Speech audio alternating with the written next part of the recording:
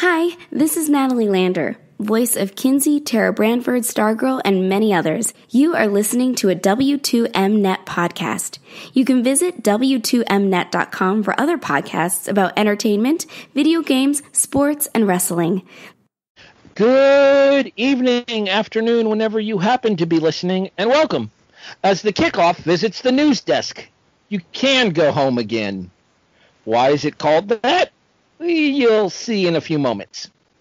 I'm your host. My name is Harry Broadhurst. I am the voice of reason, allegedly, around these parts. Joining me, as per usual, he is the DSDO, the executive producer of this here shenanigan, Mr. Erik Watkins. Stay classy, W2M, and this will be the last time you potentially hear my voice this week while I will be sober. So we called this You Can Go Home Again, because normally this would be the part where I introduce the unprofessional Jason Teasley. However, Jason has decided that the news desk is not really his forte, because it's entirely freaking possible that this could be a 2-hour podcast.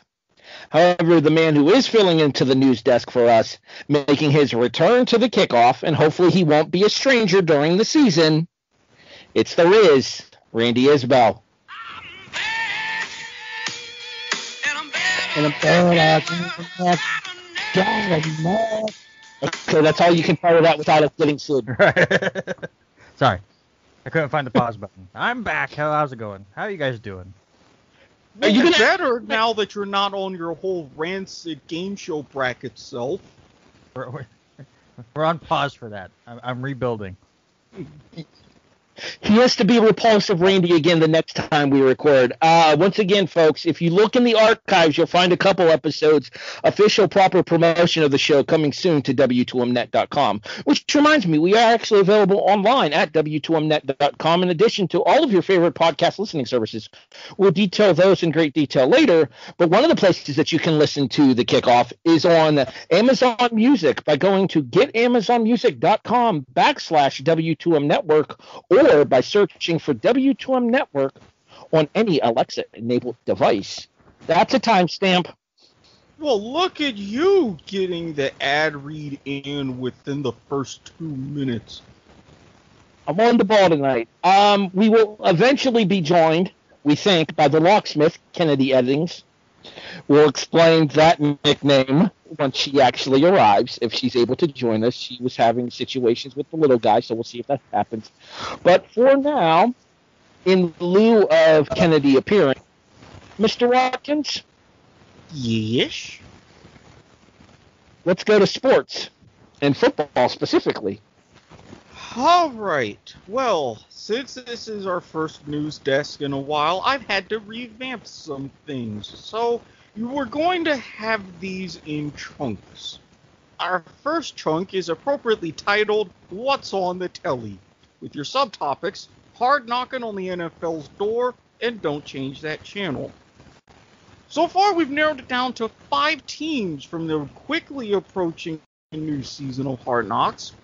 Dallas, Jason's New York Giants, Carolina, Arizona, and Denver. All of them in the running, with persistent rumors that the Jaguars could possibly volunteer for this season. And when we actually get the season underway, we'll be counting down to the beginning of a landmark 11-year, $110 billion broadcast deal that will see ABC rejoin the Super Bowl broadcast rotation beginning in 2026. ESPN will begin to flex, as they will have their Monday Night Flex availability beginning in Week 12, and 4 teams will be allowed 2 games apiece. Plus, in the land of Bezos, Amazon Prime will be the exclusive home of Thursday Night Football. Yeah, because CBS or NBC and Fox realized it wasn't doing enough for their ratings having games on a Thursday night. I don't know why sports love having like Thursday night a thing here in the NFL, in Australia. I'm like, yeah, I get it, but there's a point of saturation going on here. All right, let's start with Hard Knocks here. Honestly, I'm kind of hoping that it does end up being your Jacksonville Jaguars, Eric, just because of the probable interesting dynamic that we're going to see coming from new coach Urban Meyer and more than likely first overall pick Trevor Lawrence. I mean, I get it, but as is, I already know we're going to be on borrowed time before Urban Meyer starts losing a bunch, and then his heart issue could come back into play, or a brain issue could come back into play. I mean, give him some time at least away from a lot of the cameras for a little bit. See things go before he delves into trying to solve our misery. Randy, since you used a wrestling reference with your return, I'm going to give you one here. How long until Urban pulls a Shawn Michaels and loses his smile? Oh, man, week 10. The moment they've lost 10 games, he'll go, that's it. I can't do it anymore. I'm with you guys. I like the idea of it being Jacksonville just to be able to watch the rebuild of a team with the new coach and Meyer and Trevor Lawrence. I do think, though, and it all depends on what happens at the draft tomorrow, but if the Denver Broncos end up still taking a quarterback with their first-round pick, I would really like to have them on Hard Knocks just so we could see the QB battle between Locke and Bridgewater and then whichever quarterback they get. And seeing that develop would be pretty interesting for me, too. Assuming Locke is still going to be there. Right. If I'm not mistaken, Mr. Watkins, I believe both of us had a certain North Dakota State Bison quarterback going to Denver at that slot. Yeah, well, you kind of swayed me towards it a little bit, but if it so happens to be Trey Lance, especially with how his quote-unquote last season at North Dakota State went, that would just add an extra dynamic to play out on TV. Not to mention HBO kind of needs to rebound from last season. See, I would think that Randy would be interested in seeing Carolina on Hard Knocks just to see what happens with the Sam Darnold situation. Yeah, but that's not going to make great HBO TV. I mean, Darnold's going to have the job, unless for the same billing, if Carolina still drafts a quarterback in the first round, which is still possible for them to do. Like, obviously, I am very interested to see how Carolina does it during the season, but Hard Knocks is all about the offseason and the stories that come about it. Obviously, when the Jets were on Hard Knocks, what was it, 2010? Somewhere in there. Like, obviously, the big takeout of that was Anthony Cromartie and his 73 kids. I mean, that was what people are going to remember from that, and him not being able to remember the names of his kids because he has so many. So, to me, it's the life story stuff or just the way jobs go down. What was it? Cleveland had that scene where one of the receivers was like, if you're not going to play me on first team, just cut me.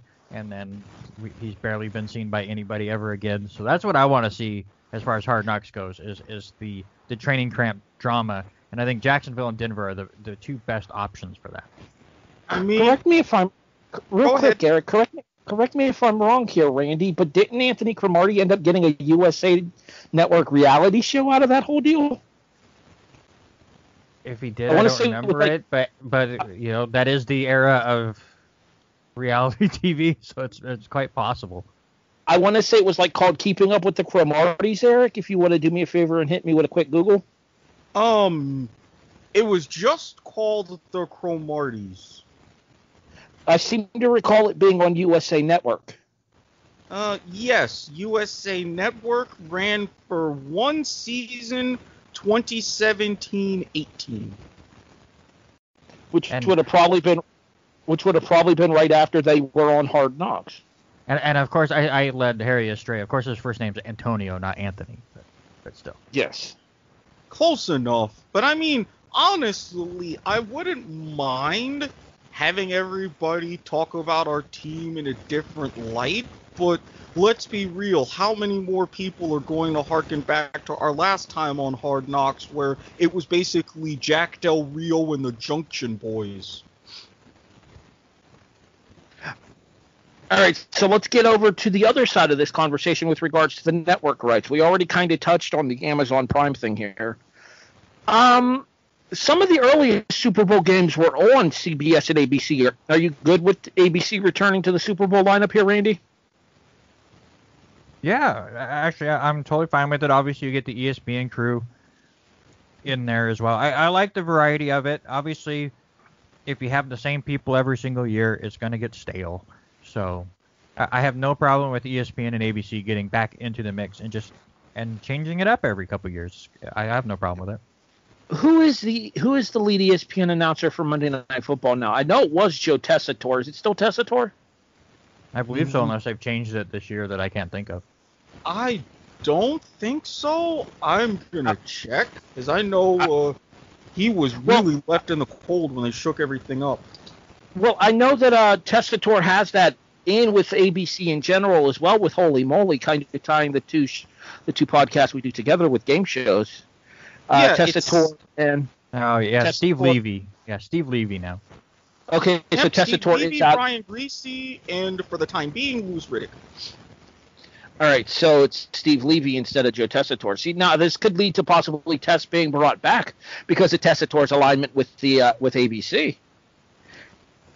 As long as if they're going to do Booger, keep him in the Boogermobile, absolutely fine. Otherwise, no. No, keep Booger McFarlane as far away from fucking television broadcasts as possible. Now, if you really wanted to do something interesting, especially with recent experience in the booth and on the sideline, and I would rather have him in the booth, get yourself a real dynamic tag team with Joe Tessitore and Pat McAfee. That's just my personal opinion. Well, Pat McAfee works for Fox now, Eric, so I think that could be an issue. Contracts can be broken, son. Just saying. Pat McAfee is now the color commentator for Friday Night SmackDown, sir. Oh, yeah, but the Super Bowl's on Sunday, so he's totally Thank you.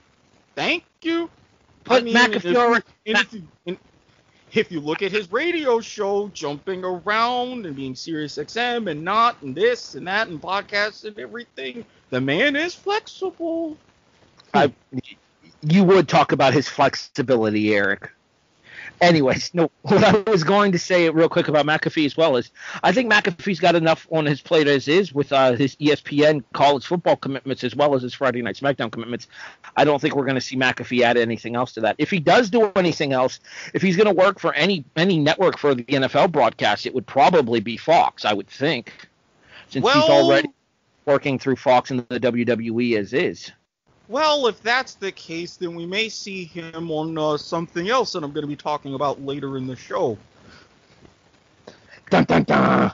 So, but here's my question with all of that. What year is ABC going to get the Super Bowl now? Their first year in the rotation is 2026. Yeah, so anything we say about Pat McAfee, everything will change. McAfee's going to be fired by then for sure. So again, he could be wide open and definitely be available. Like I said, things happen. All right, anything else to touch on with these particular topics here? Because, I mean, obviously we're going to keep the same basic setup. Oh, the Monday Night Football flexing thing. Do you guys like it? Do you guys dislike it? I got to tell you, I don't care for it. And the reason I don't care for it is because I don't think teams are going to want to have – if they're doing the flex scheduling for Sunday Night Football, that's different. And the reason I say that is because those games are still on Sundays, so it's not affecting how those teams would prep. If you're moving a game from a Sunday from a Sunday to a Monday, that's going to entirely change how these teams are preparing for these games, and I don't like it. Eric, your thoughts on that? But at least in this case, they would have much more advanced notice rather than everything that happened last season because of the pandemic. Because, I mean, if you see here, it usually comes out like days before, almost like the tail end of the prior week. It's like, hey, all right, because of these implications and everything, these games are being moved, yada, yada. Not to mention, I'm really in favor of it because, let's face it, these last few years, ESPN has really gotten the shit end of the stick. And I think now that because they're being brought into the fold this much, the NFL I can't quite say owes them, but is like, well, we got to throw them a bone in some way. Randy, your thoughts on the flex scheduling coming to Monday Night Football? Yeah, as Erik said, at least they have at least 12 days notice before they get flexed to Monday. So, like, teams will have plenty of time to change their schedule around. I worry more for the fans. Obviously, going to a game on Sunday night and planning around that and then getting it moved back a day. We've all had jobs where getting that extra day off to make sure you still are able to go to that game can be a little difficult at times. Yeah, I would argue that it's going to definitely decrease attendance for certain games, specifically with fan bases and maybe your younger fans especially that might have school the next morning. Instead of being able to attend a game on a Sunday afternoon, might not be able to do so on a Monday night. All right, Erik, what you... Yeah, I can see that as being problematic. I would hope the NFL will begin to balance that out because they are leaning towards a more TV experience rather than in stadium, but we will see. All right, I think that wraps up our On the Telly segment of the news desk. What's right. On the Telly? Sorry. Mm-hmm. Well, that's okay. You're typing the show preview for this, right? Yeah. Okay. Just making sure. Oh, this is why I'm actually efficient at putting up posts and stuff. Leave that to me. Wahaha. So, for this one, this next chunk, off-field issues.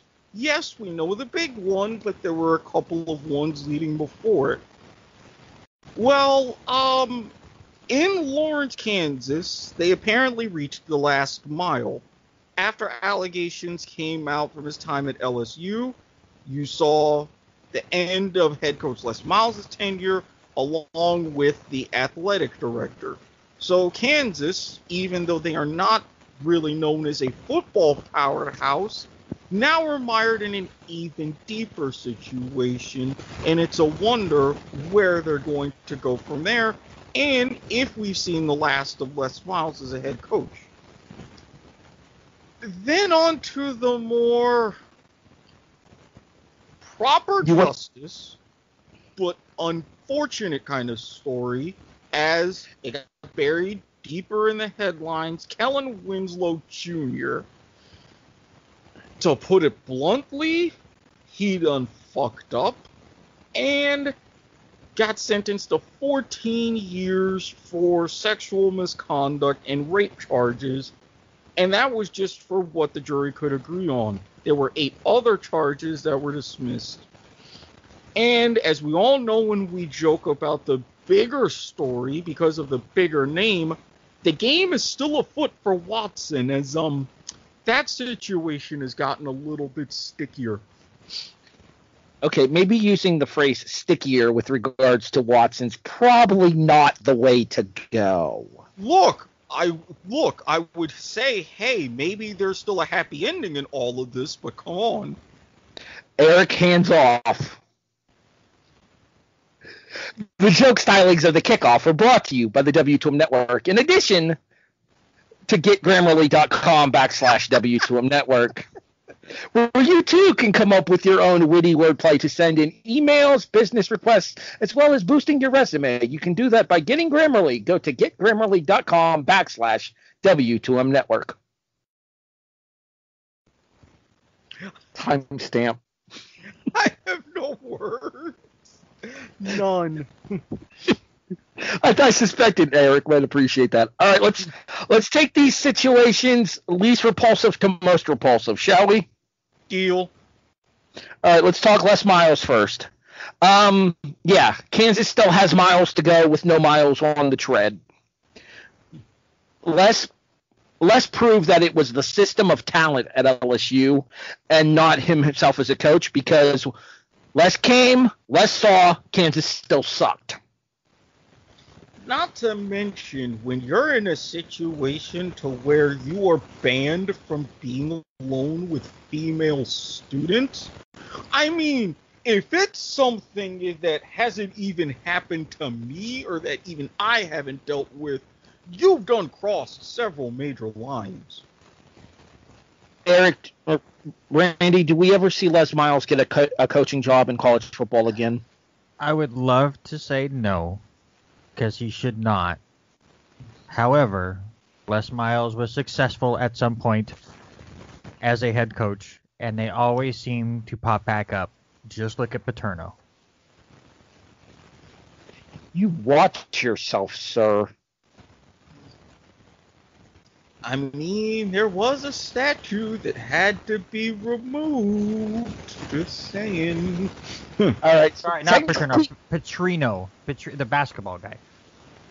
Bobby Petrino. Okay, because Paterno. Yeah, the moment you started freaking out, I'm like, you have no care about him. And then I realized you're thinking about Penn State.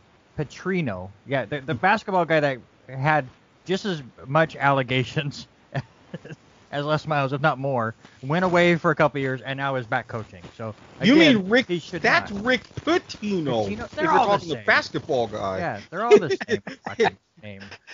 Randy's a little rusty, folks. You'll have to forgive him. Really I'm like, how dare you? Names. I'm sitting there over here like, how dare you defame the good goddamn name of Jopa? He was cleared of any wrongdoing, Mr. Watkins. I'm well aware, and he had his wins restored and everything with that, and I am not saying that he should not have been cleared of wrongdoing. However, at the same time, the motto still exists. See something, say something. Yeah, the system is not excused. The school is not excused. But Job has been cleaned of any wrongdoing. All right, let's move over to the next less repulsive story, because sadly these build up. Let's talk to Sean Watson. Eric, is there any chance Watson escapes this? Given the whole situation, I'm actually going to say yes, and here's why. With all of these things, for the longest time, they were civil suits.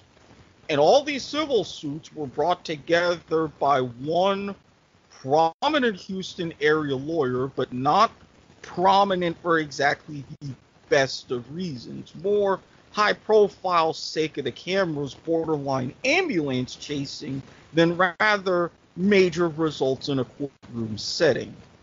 Yes, the tide did turn a bit when Houston PD was called in as far as regards to a criminal investigation. Not much more has come of that.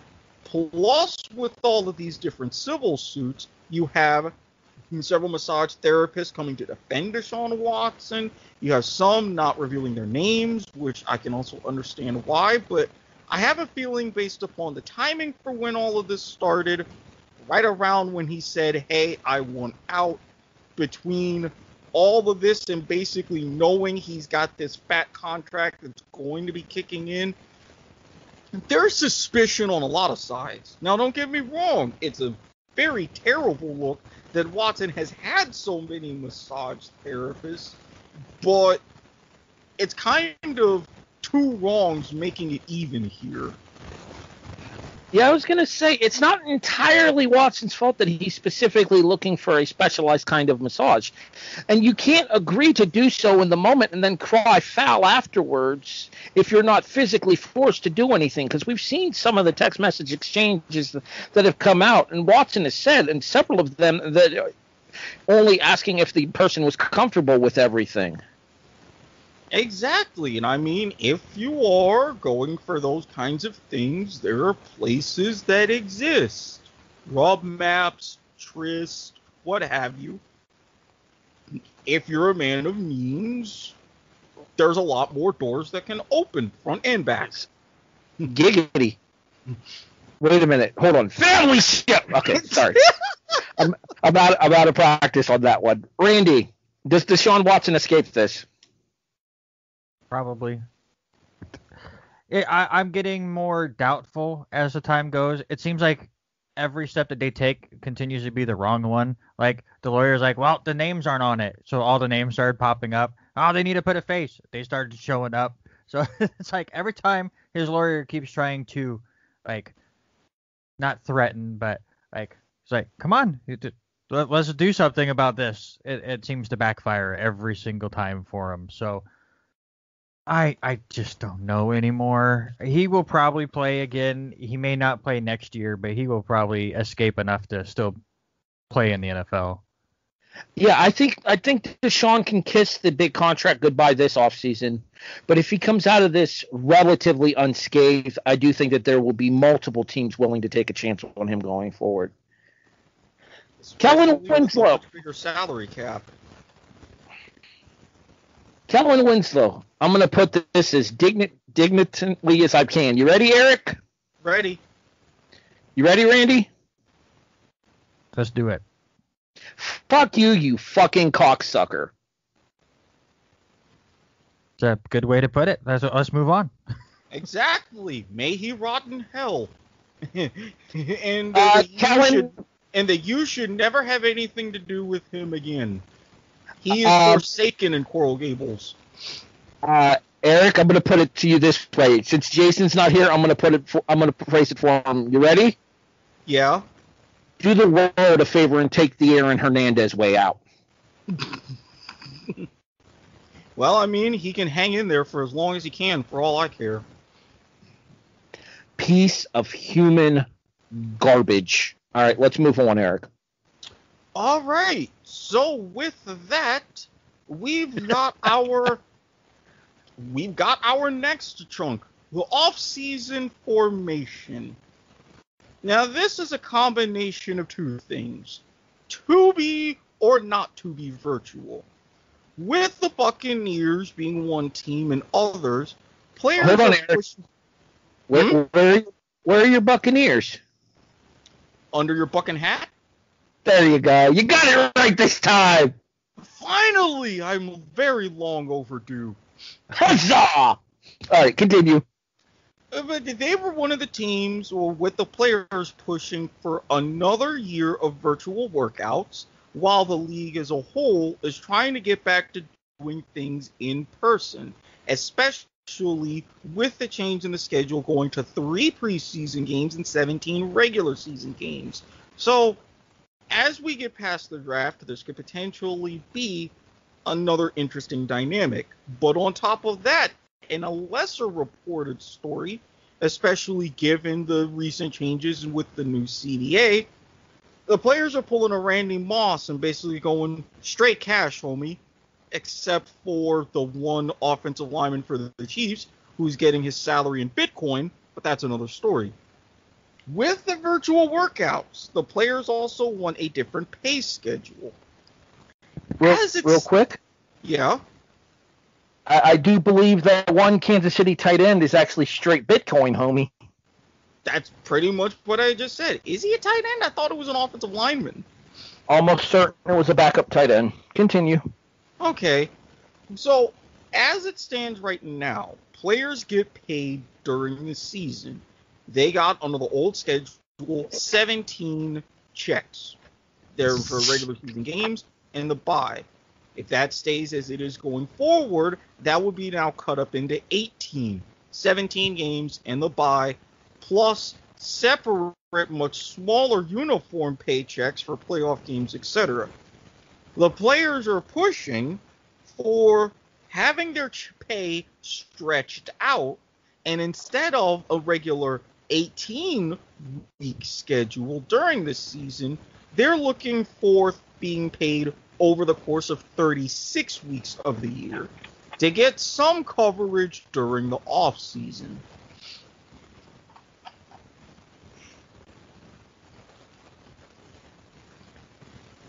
Oh, sorry about that.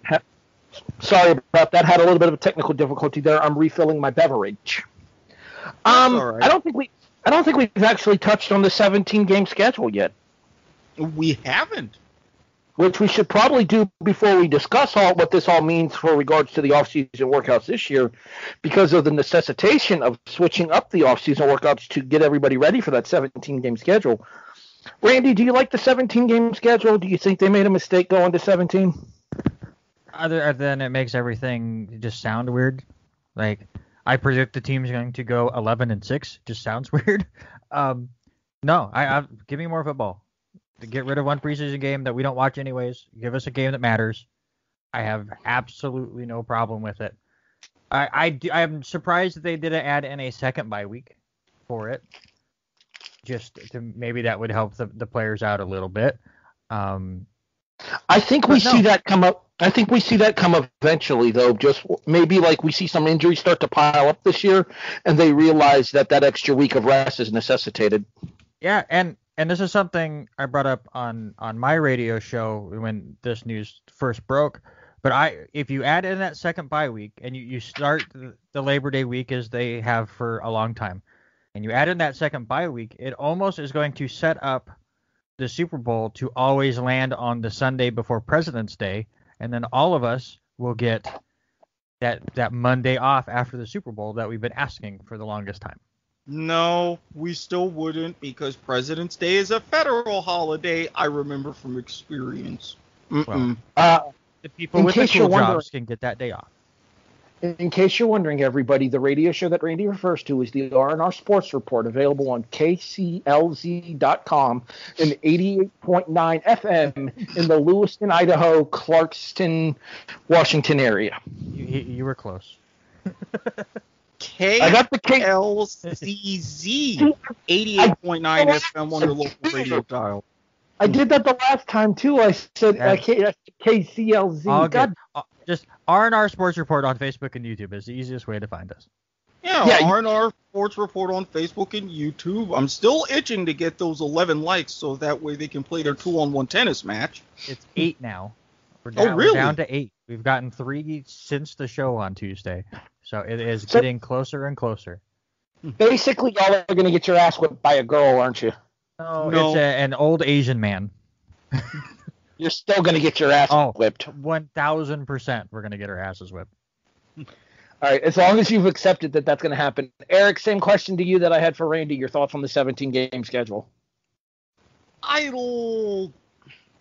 can't say I 100% like it because of the odd number, but I'm willing to live with it, especially because they cut down the preseason games. I don't necessarily like the execution. Yes, I get to where you're going to expand with the international schedule, looking for other venues, and you're going to have teams playing internationally. Everybody in a rotation is going to have one international game per season throughout the course of 8 years. I'm absolutely fine with that. But I'm actually the opposite of Randy's point, is because starting in circa 2000, that's when the league decided that they're not going to start the season any earlier than the Thursday after Labor Day weekend. Now, if you were to go back to the old policy of having those first games Labor Day weekend, I honestly think that would be an even bigger boost for in-stadium, game day revenue, this and that, because it's like, hey, it's Labor Day, we got 3 days off, we're going to go get drunk, fucked up, or whatever. NFL game in town, great. Season opener, we can go ahead and go down, pay our ungodly amount, and go see the team play. I would be fine if they did that. So that way, you can still accommodate that second bye week a couple years down the line and have everything still wrapped up by Valentine's Day.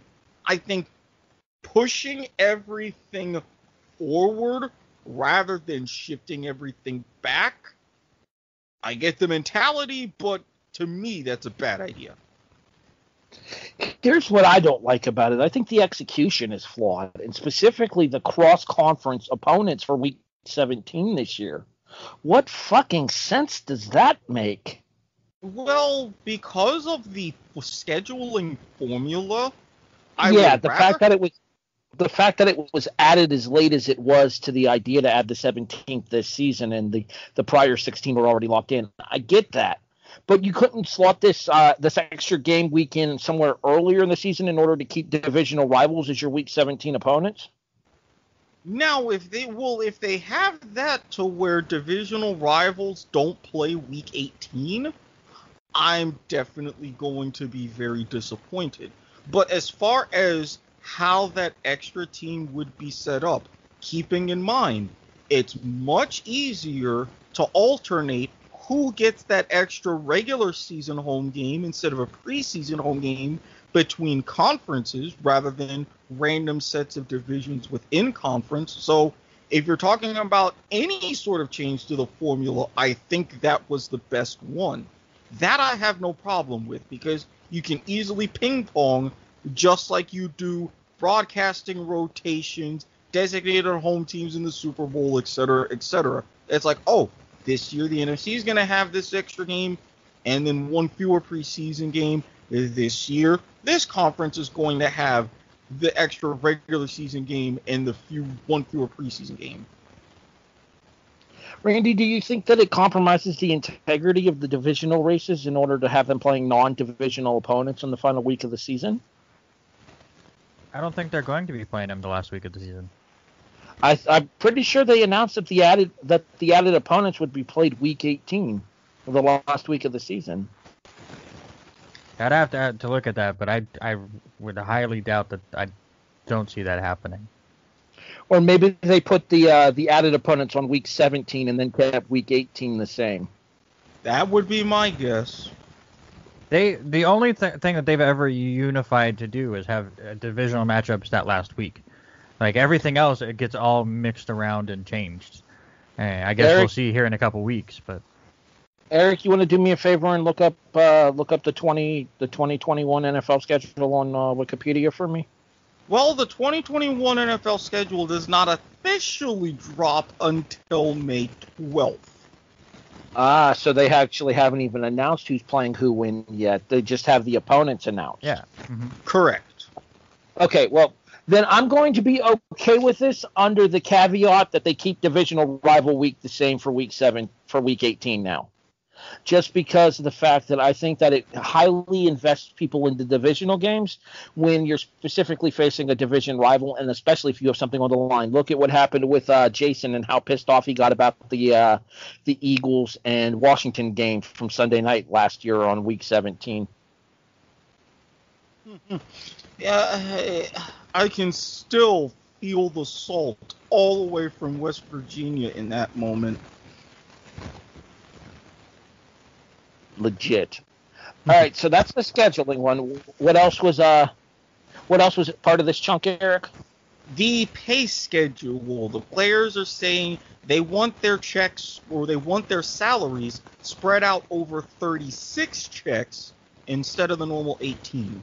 I'm honestly surprised it hasn't been like that already. You're expecting them to show up, and then you're not paying them until the actual season starts. I think the moment that all of these OTAs and things start, that's when you should start paying these players. Not to mention, if you're dividing it into 36 checks, you're just basically giving them the same amount you would for those 18 weeks. Just divide each check in half anyway. I don't understand how it's that much different for the owners to be able to do that. I completely agree. Not to mention, if you're going to have that extra level of stability in income, knowing, okay, this is when it's going to start coming in, then I would be good with that, because I think it would be one major thing towards helping a lot of players not go broke after 5 years, because obviously you have the symposium that's doing something, but with something more like this to where it's more lengthened access to it, great. The only thing is, how would the NFL do that as far as with discipline when it comes to finding game checks? Well, I would think that it would be the game check fine would be doubled because you're getting half the pay that you would be getting on a weekly basis. So that would be logical. Instead of being fined one game check, you would be fined 2 game checks, which would be the equivalent to 1 game check from previous years. The other thing that we don't mention here, too, is you mentioned like these players that would be getting these paychecks in the offseason, Eric, it would keep them from doing dumb shit like robbing poker games. Yeah, I mean, hey, if I know that I had that kind of steady money in the off-season, I'd save a little bit, I'd plan some shenanigans. I'd be fine with that. That way it's like, hey, less things that I need to do and worry about. Okay, next up.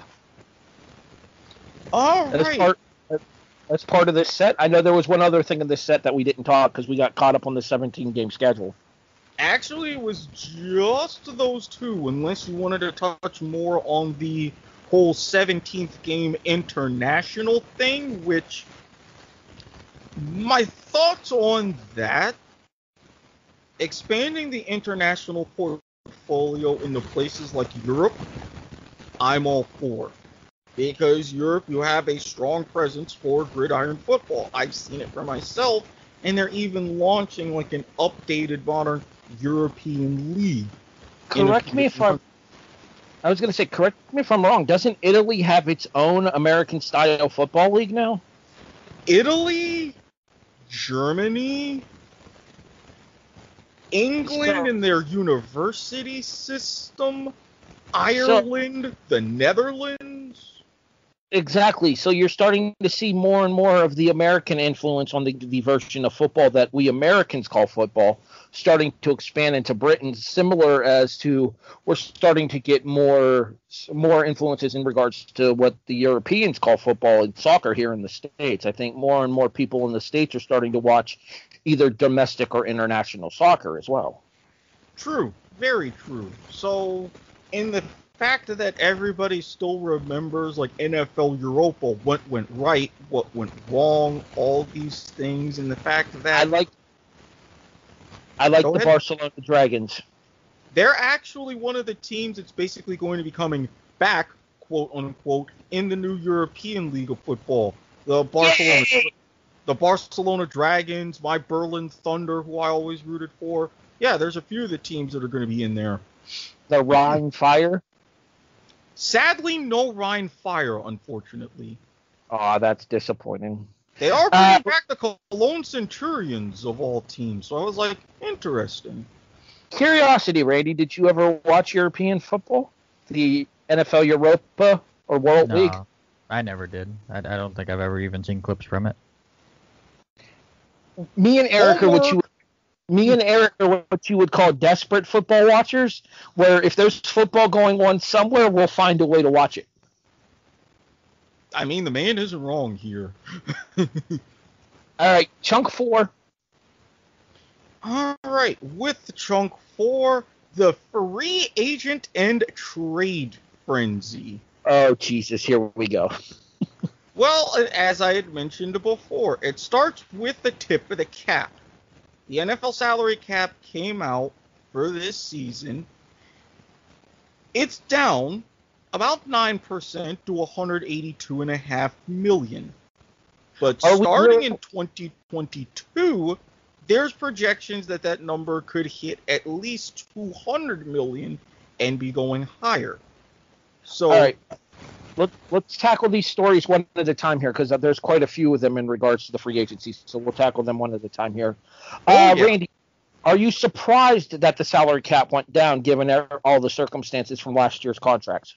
Yeah, 100% no. I expected it to go down with everything that happened with COVID. I'm surprised it didn't go down farther than it did. I was just about to say the exact same thing. I'm honestly surprised that it didn't drop below $180 million. Eric? Personally, I was anticipating something closer to 175 because the big battle was, okay, take your big hit now and then have your TV money coming in, or spread the pain out for a few years. And it looks like with an anticipated much quicker recovery and a lot more TV money, they're like, we can all win here. So I knew it was going to go down, but I'm slightly surprised that it was able to stay at this number. Not to mention, I would think that teams would be smart enough to work in deferments on back-issued contracts for these players that they need to re-sign in order to push their bigger contract years to a time frame when the salary cap does approach $200, $210, $225 million. Well, it's funny that you mentioned different things like deferments and whatnot. Segue! Because there's been some re-signing of some deals, like, say, for example, Big Ben will toll once more in Pittsburgh, as he's signed and restructured as signed for 1 year, $14 million deal, but it's spread. Go ahead. As opposed to the 40 he was supposed to get this year. Yeah, that was originally going to be the cap hit over $40 million. The way that his deal worked out, 1 year, $14 million, but spread out to where the team will save $15 million in cap space. Tom Brady also did something very similar with his deal, and you start to see not quite Major League Baseball Bobby Bonilla-esque contract deferments, but something to where you'll still get your money, but we're going to be saving our cap hits for right now.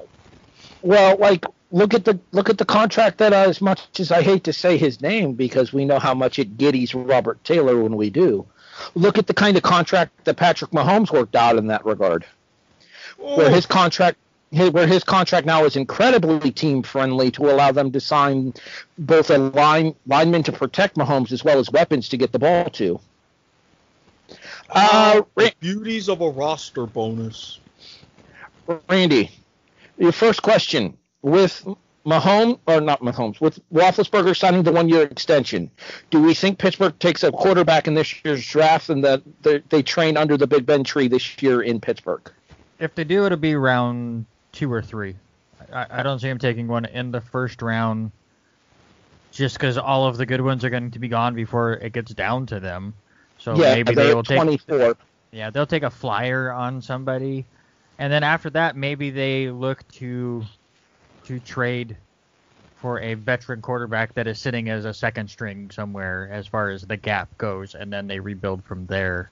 But no, I can see them this weekend drafting a quarterback, but it won't be that sexy pick that people are going, here is the heir apparent.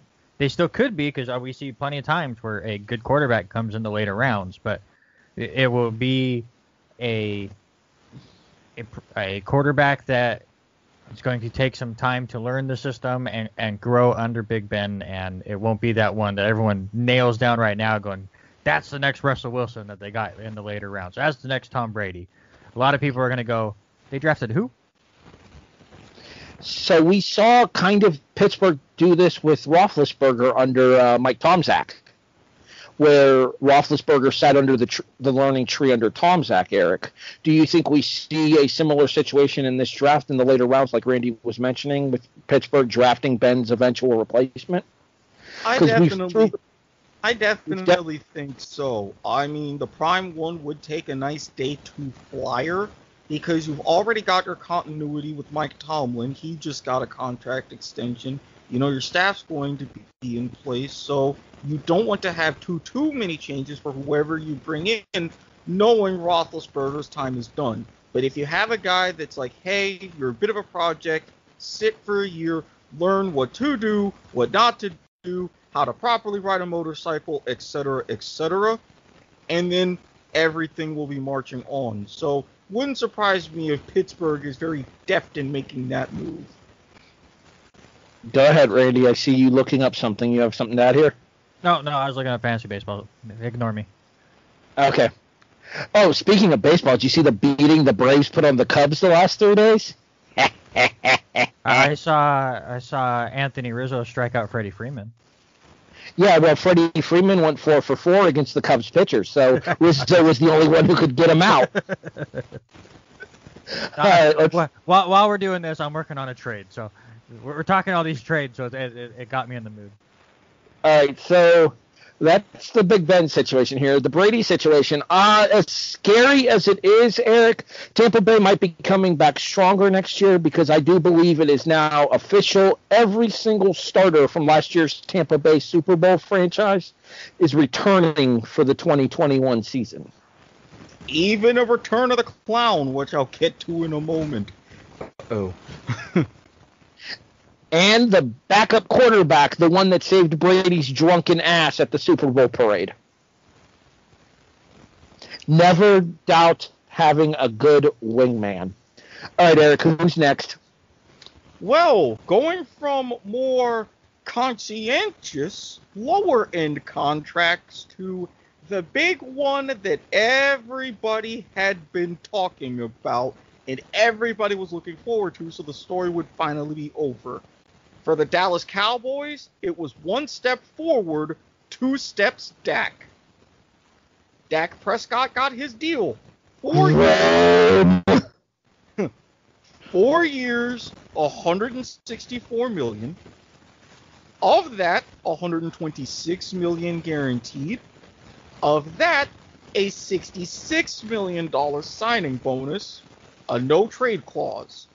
He will stand to make $75 million the first year of that deal, and over $100 million the first 2 years.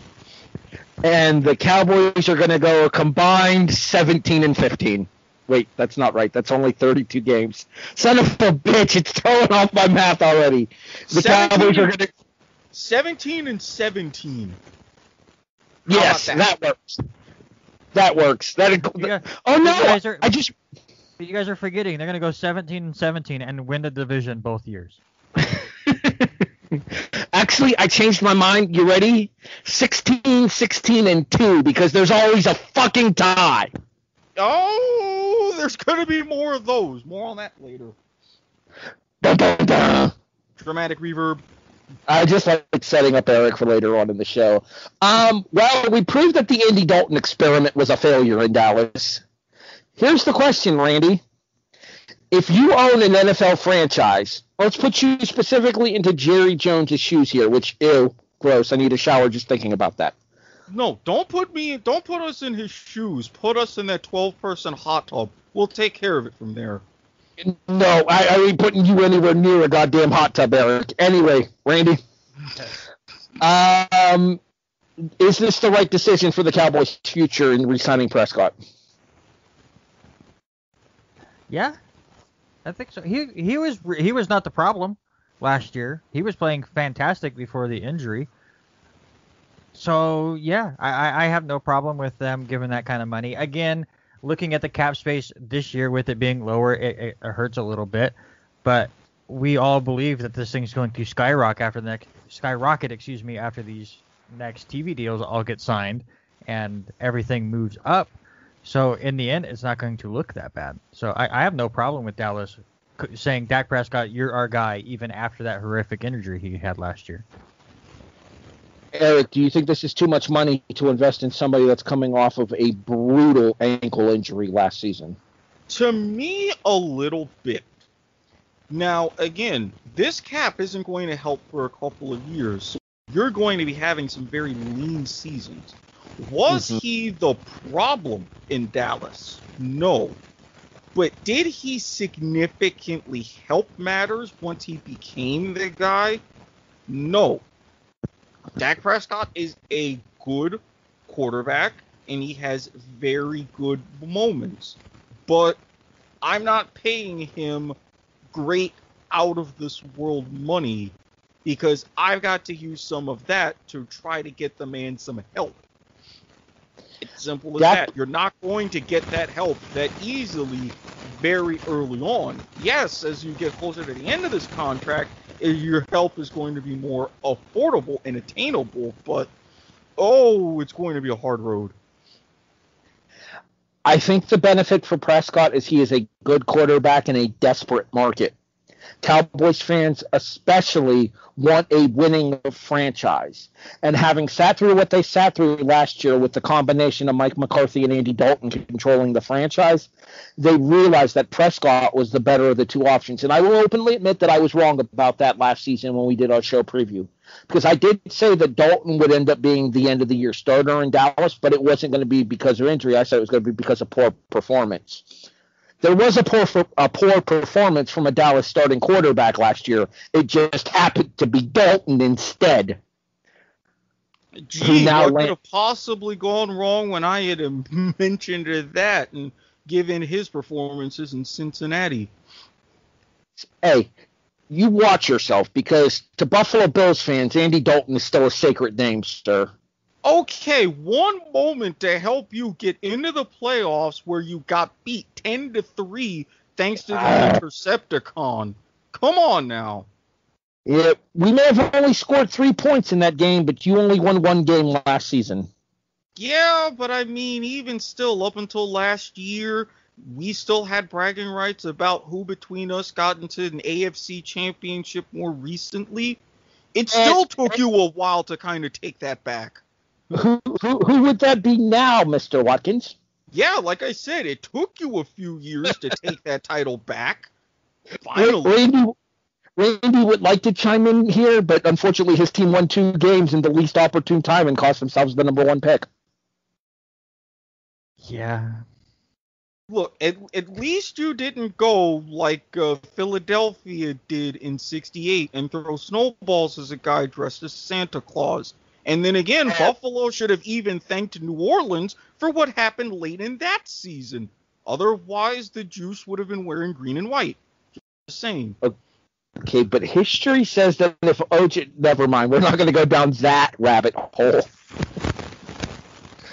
All right, who's the next free agent signing to discuss? Well, you know what they say. Always drink your water, because OJ can kill you. Speaking of free agents, this particular market was, as it were, pretty wide open because, yes, you did have some big-name receivers and even some not as big names but somehow got incredibly good chances, like Antonio Brown, but aside from that, you've seen a lot of other positions get taken care of, like Jadeveon Clowney going to Cleveland, but wide receivers the market hasn't really been quite there.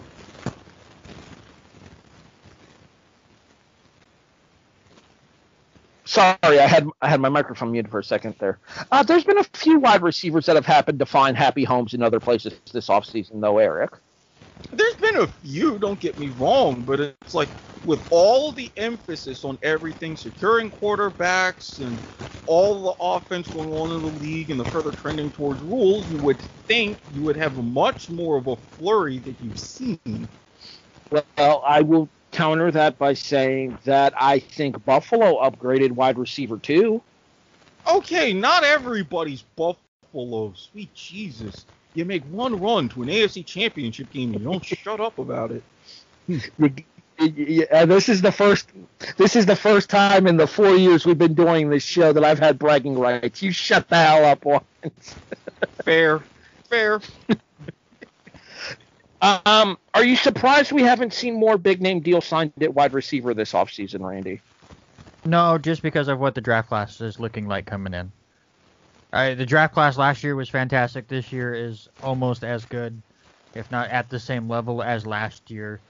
I see wide receiver almost becoming like what running back was for the longest time, where teams would rather rebuild that core through the draft and not pay out the wazoo for aging wide receivers and just continue to rebuild here and there. Obviously, you're going to have the anomalies in that deal and the really, really great wide receivers that deserve the big money. But I think a lot of the wide receivers kind of had to wait a long time because these teams are kind of waiting to see what they get in the draft first before they get some of the more veteran guys.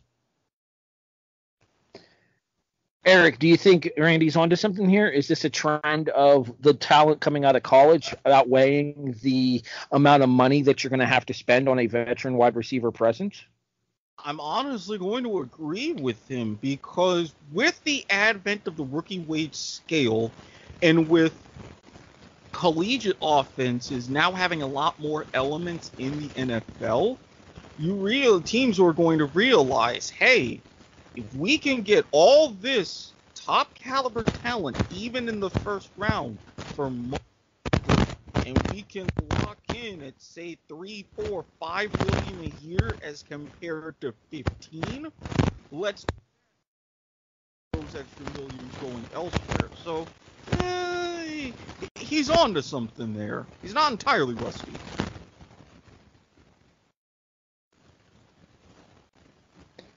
Next story. And that actually ends this particular chunk. So we get to go on to the next one. The last one? No, there's a couple more after this. I thought there were 5 chunks, you said. 1, 2, 3, 4, 5. Okay, there were 7? It's that Jacksonville basic math, Randy. Look, I never said they can't count after one. One Look, win, I never first said pick. the Florida public educational system was good. I mean, it's a miracle I got out of it, but I digress. Okay, see, if I'd have known there were 7 chunks, I wouldn't have taken the under on Teasley's bet. Well, actually, time-wise, we're still doing pretty good. Very much. I'm trying to keep things moving along. It's what I do. I told you I would. Now let's start the 5th chunk. The more things change, and I call...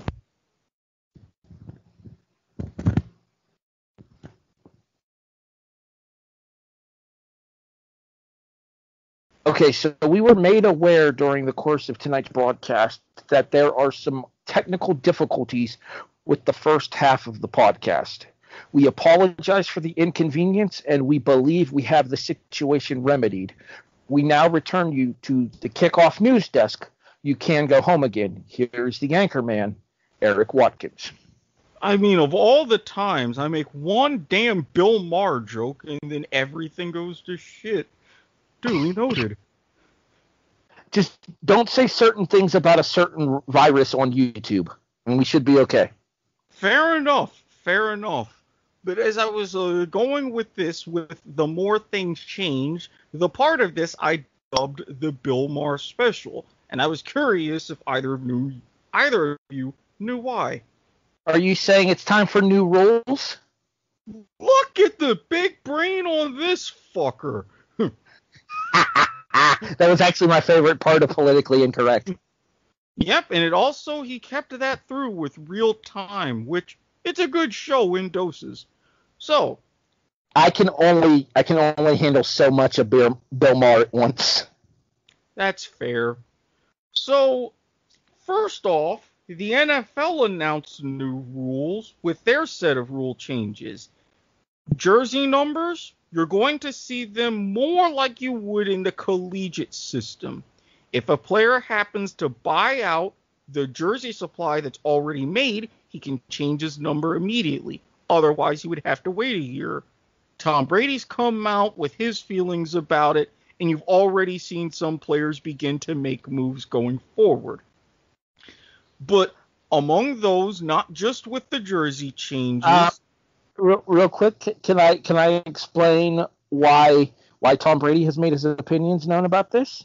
Yes. Because he spent too much time listening to Cardi B and Meg the Stallion and thought it stood for whiny ass pussy.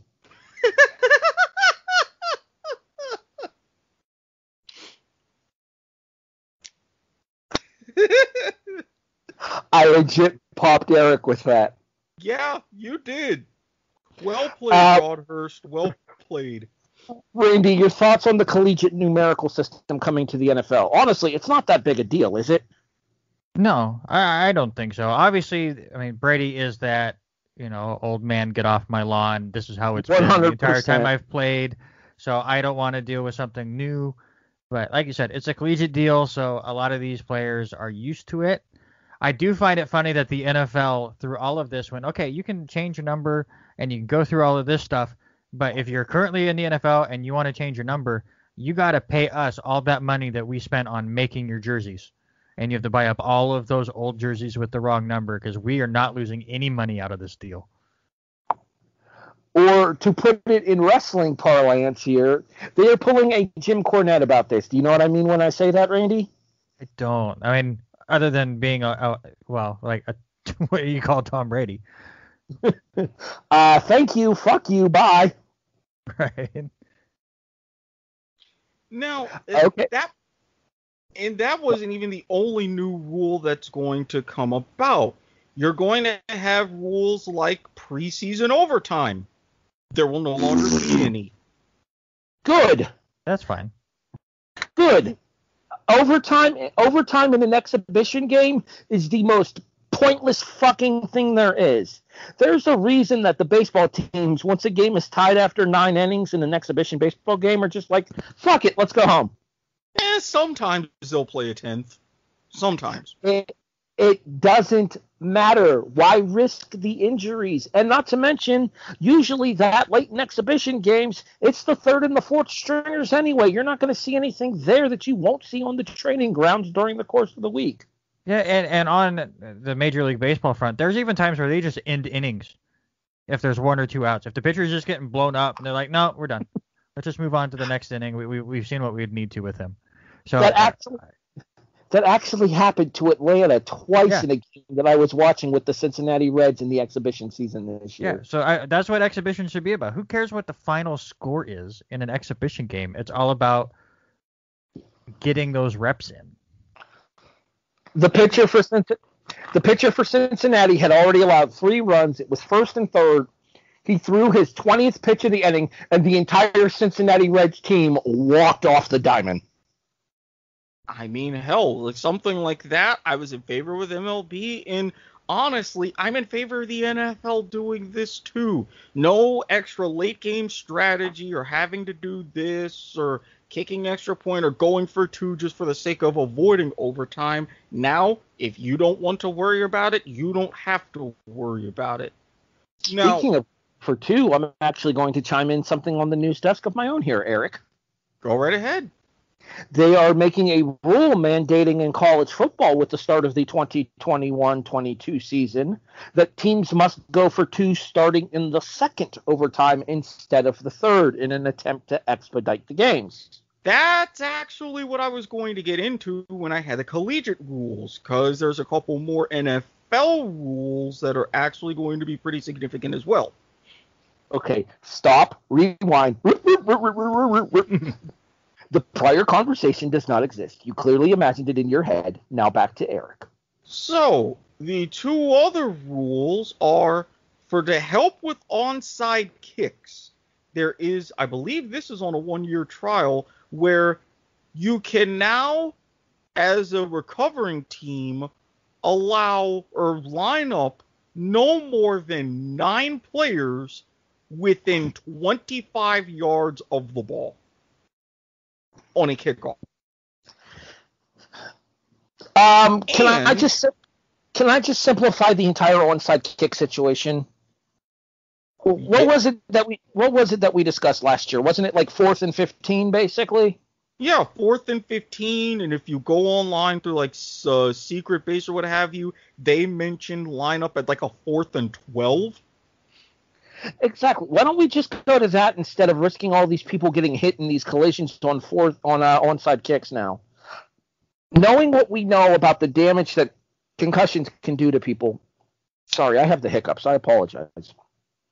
But knowing what we know now about the damage that concussions can cause people and that repetitive head trauma can cause people, why are we still making onside kicks a thing when that's one of the most physically damaging plays in the National Football League when it comes to head trauma? Look, I completely agree with you. I honestly think in that particular spot, in declaring an onside kick, go for like an onside play. 4th and 12 from your own 33. If you can get to the 45-yard line or beyond, you keep the ball and you move forward. Otherwise, defense gives it up. And even in that situation, you decide you want to do that, but it's not entirely beneficial. You can even go ahead and not entirely defeat the purpose, but punt in that situation to set up a safer formation. I'd be good with that too.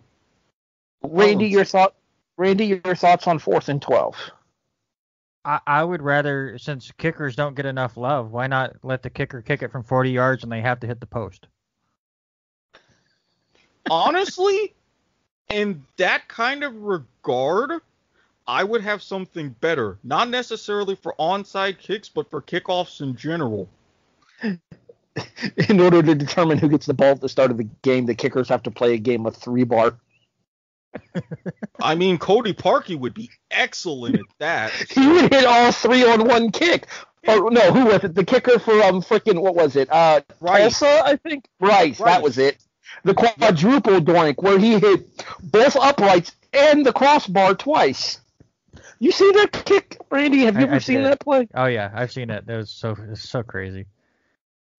But I'm with you guys as far as the onside kick goes. Obviously, they've neutered it with the way they've set it up, which is fine because they did it for safety reasons. So just get rid of it and come out with something more clever. Exactly. And even for kickoffs in general, if it's all about the returner and a kickoff return, do like in the A7FL, just modify it. Have 5-on-1. I mean, if you've got one guy that you're kicking off to, like by himself, if you can beat 5 guys on a return for a touchdown, get a touchdown. Done. I mean, how do I put this politely here? You guys remember the backyard game, kill the guy with the ball? Yeah, kill the carrier. Okay, so that's the more polite term because it was called a different thing here in Ohio. And I was going to say I'm a little older back before the PC era, and it was called something completely different, but we don't need to bring that up here. I know exactly what it was called, but I'm like, I heard it called that, and I'm like, this will work just fine universally. I believe the first part of that phrase was smear. Yeah. Yep. Yeah, we'll stop right there, though, in the interest of not getting kicked off of YouTube like we're Black Irish. Yeah, leave that to Black Irish, which, oh boy, the next episode. Yeah, Randy be prepared. Wow, left me hanging. Ouch, that hurt. All right, so anywho, yeah, I think that you could kind of do that in a professional setting in order to replace kickoffs in general here. Don't have a bunch of people running full speed. Don't have a bunch of people running full speed down the field. Just set different guys at different intervals. And if you get up to like the 40, you get up to the 40. If you get up to the 50, you get up to the 50. If you get to the 30 of the opposing team, you get to the 30 of the opposing team. If you can beat everybody and score, it's 6 points. Exactly. Not that hard. Not to mention, it would put emphasis more on special teams, and you could get kickers that can actually tackle. And they would be even more celebrated for it. Not to mention, it would also put more of an interest in guys like, I think you're going to hate me for saying this, Eric, but it all goes back to Buffalo for me. People like Steve Tasker would get more credit for being such excellent special teamers. This is true. I can't give you fault when you mention guys like Steve Tasker. Can't be mad at you for that. All right, continuing on. So the final new rule of significance for the NFL. We here have covered all varieties of football on this show, and we all remember the fondness that was the Sky Judge. Well, I believe it was the Ravens who put forth the proposal to essentially implement the Sky Judge in the NFL. The NFL, be it through the competition committee or elsewhere, said no, but they're going to modify it to where referees who handle video review upstairs will have more authority, and referees on the field will be able to consult with them more often in a variety of certain situations. As it was stated, it's something that they do off the books anyway, but now that it would be more codified. So what you're saying is now games are going to last 4 hours because there's going to be constant communication between the referees. I wouldn't go that extreme yet, but it wouldn't surprise me. I don't understand what the big deal about implementing the Sky Judge is. Everybody agreed that it made the XFL much more watchable. It allowed plays to be corrected immediately without having to go through the tedious process of reviews. It automatically makes corrections for mistakes that, let's be honest, being a referee, being a linesman, being a judge in the NFL is hard work. Because those guys are constantly on the move. Those guys are constantly doing stuff on every single, and ladies, because there are female officials as well. They're constantly doing stuff on every single play here. They can't see everything. It's physically impossible.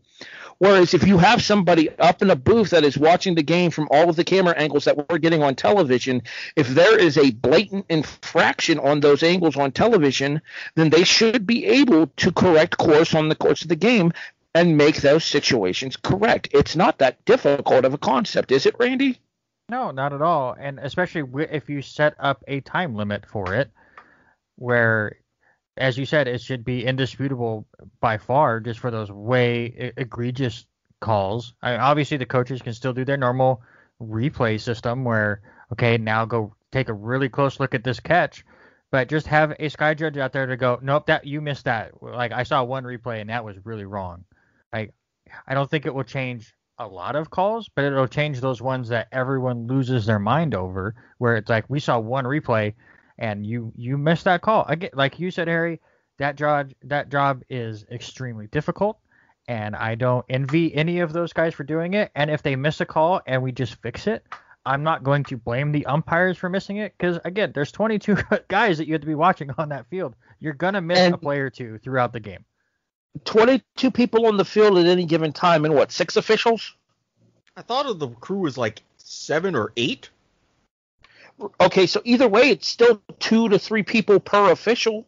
Yes, and you have to stand in certain positions, be in certain places, because your job is to only monitor certain areas. So I completely agree. Have a sky judge. You will look at the game, and if anything goes on, and especially for the benefit of the TV audience, you hear what the sky judge is saying on a call. It's like, yep, I saw this. This was this. This is that. This is what it should be. Off you go. Done. Right. And that's something that television would really like to do as well, because you could almost do this as like you could do like a running feed as well through like a website or something, or through an app or something for television, where you get that direct audio that would drive people to download the app and listen to the audio from the sky judge throughout the course of a game. You wouldn't even need that. You do it. Obviously, Eric is an Aussie Rules football fan like me. Every time that they have a replay, you just hear that conversation. Obviously, he's not going to be piping in every play. Honestly, the way I would set it up is the sky judge has until there's 20 seconds left on the play clock. If he's not seen anything egregious by 20 seconds, then nothing has moved on. Nobody's waiting for it. So obviously, if the offense runs up and does their play, then and he hasn't called in yet, then that's fine. But just it's never stop like the clock. But just have him be overlooking things. And then if you see something, then you hear him call in and go, hey, this was missed egregiously. I saw it within these 5 seconds, and we need to fix it to this. Well, not to mention, you mentioned the 20-second clock there. If the offense is rushing up there to do it, it's basically like the offense trying to avoid an instant replay on a questionable catch as well. Absolutely. You can keep that in. And honestly, with Randy, you're absolutely right. If you can do it both ways. Say if you have your app, or like now that ABC is going to be doing Super Bowls again and something like this happens, you know how ESPN for big games has their megacast. Have one channel with their megacast, see everything from the sky judge right there. And then for other games, you can do like how they do in Aussie Rules and even in Rugby League in Australia. You have him or her in the bunker. You make the call to the bunker. Everybody at home hears the conversation, and then they show the decision, and then that's that. On you go. Not that hard. And you're telling me that you wouldn't drive people to like what's the NFL called, their total access or whatever they call their game day thing? Mm-hmm. You're telling me people wouldn't go to game day to listen in on the Sky Jets conversations like that? I guarantee you people would. Yeah, and if you're going to have like full game replays on like NFL Game Pass, if you're going to have it from like the all 22, you can also have that behind that paywall from the Sky Judge. See how they saw the game and what was going on. So it's not like it's that difficult of a concept. I think the thing is teams are worried about constantly delaying the games and stuff, but I think that having a Sky Judge would get rid of some of these delays that we see. Like Randy said, with having the ability to correct these egregious mistakes within the first 5 to 10 seconds of them happening. Completely agree. All right, let's move over to the college version of new rules, Eric. Now with the college version, the new rules, and it was mentioned in the Ghost Lost to the Mysterious Archives. It was partially correct. How it will be set up. Currently, the first couple overtimes are played. You get the ball from your opponent's 25. You go ahead, what have you. After the third overtime, if you get a touchdown, you're forced to go for 2. And once you get to the fifth overtime, it is only 2-point conversion plays until you have a winner. Under the new format, you must go for a 2-point conversion if you score a touchdown in the second overtime. And then from the third overtime going forward, it will only be 2-point conversion plays. I honestly, I don't think it's going to make that big of a difference, because if a defense can't stop an offense, then it's not going to matter how many times you make them go for two. We saw the one game last year, what was it, Texas Tech and Baylor go to 7 overtimes? Yep. It's not going to matter. You can say that they have to go for two this early, but if neither defense can stop anybody, then what sense does that make putting that rule in place? And, Randy? Oh, Randy first, and then I have an idea how they could fix that going ahead. Yeah, but I do like it going earlier. Again, if you're not going to stop any, you're not going to stop anybody.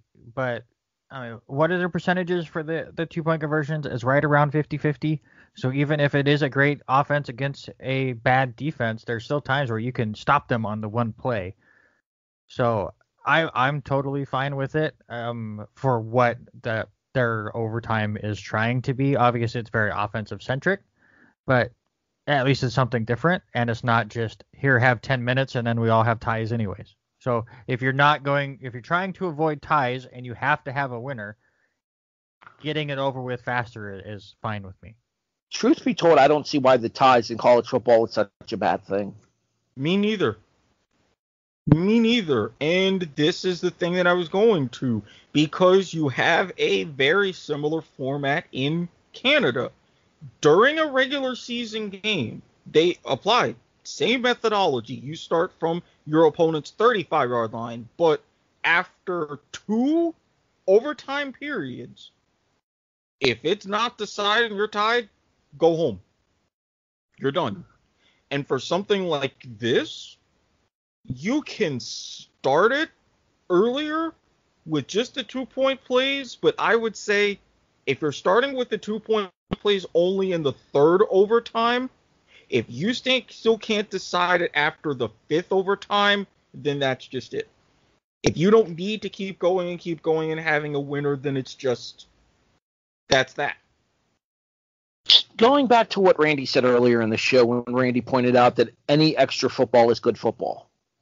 In this particular instance, I don't think that's the case, because these kids are getting worn out in these long-ass games. Kids are more likely to get hurt when they're tired in these long-ass games, and the quality of play significantly dips in these long-ass games too. Yeah, they're emotionally invested. Like, you get caught up watching the back and forth of the overtimes. Absolutely, I can understand that. But you have to think about these kids' well-being as well, and the fact that a lot of them still have to get up and go to class on the following Monday too. Exactly. And I will go back to the first long overtime game that I saw. There's no reason a game should be tied at 17 at the end of regulation and the final score be 58-56. If you know the exact game I'm talking about, kudos to you, because this was burned in my brain the entire time, because I watched the entire of the first half, missed the second half, but I watched all 7 overtimes. And I'm like, it's great, and it had a great ending, but at some point, what are you really going to do? Erik, you're going to be mad at me also in regards to college, and I'll explain why off the air. Okay. Well, there's one more college thing that it's not quite a new rule yet, but it's in the works. It's new rule adjacent. Yes. The college football playoff. Oh, here we go again. No. But let me explain. There was a 4-person management subcommittee that met recently. Sounds like a way to say pay us for doing nothing. Go ahead.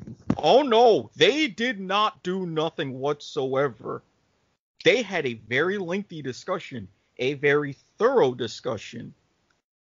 As part of this discussion, they presented not 1, not 2, not even 10, but 63 different models for something to change.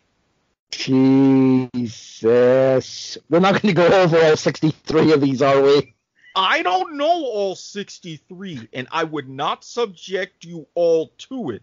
Maybe just some of the ones I liked. But My name is Harry Broadhurst, and welcome to Cram. 63 different models and scenarios of playoff expansion. They ranged anywhere from 6 teams to as many as 16. Now, the timing of this is interesting because we're at the tail end of the current CFP contract. It expires over the next couple of years. And as we've all know, and I'm sure there's someone out there who's my twinsy in the argument of the college football playoff as a general. But it seems like there's at least some groundwork for changes to be made. And look, I can get all the groans and everything, but Jesus, Harry, would you just shake it off and that way we can continue? Eric, go find a chair. Randy, ideally, I'll find a comfortable one as long as I can get a vanilla milkshake. Randy, ideally, how many teams would be in your college football playoff? For me, 8. I think 8's a good number. One for each of the Power 5 winners, one for the non-Power 5 conference, so they get one representative, and then 2 wild cards. Eric? Yes? What conversation did we just have inside of the kickoff chat? My ideal playoff scenario, Randy, would be 8 teams. 5 from the Power 5, all 5 Power 5 champions. Yep. A group of 5 representative, and 2 wild cards. Yes. I have been on board with the exact same thing. Because, again, you've had a lot of good group of 5 teams, and they've performed well in one-off scenarios in bowl games. I would like to see when you have one of these teams in a given year, see, okay, how far would they really go? For all those teams who had like really close or the argument or all this and that about they should have gotten a playoff, well, you have 2 wild cards. And then for the teams that constantly get left out, like your Pac-12 champion or even some of your other one-loss or conference champions, what have you, they would come in too. So for all the talk about, oh, the regular season wouldn't matter as much or all of that, and you're turning it into March Madness, no. If you have a dominant enough season, you win your conference, you're in. Even if you had a crazy season, but you went and you won your conference, you may lose in the quarterfinal, but you still got in as a conference champion. More to the let's say a really good team in the Big Ten runs the table and then loses on a fluke in the championship game. They could take one of the wild card spots. Bingo. Same thing for like a major team from the SEC or a major team from the Big 12 or a major team from the Pac-12. God forbid 2 teams be good in the Pac-12 on any one given season because we haven't seen it recently.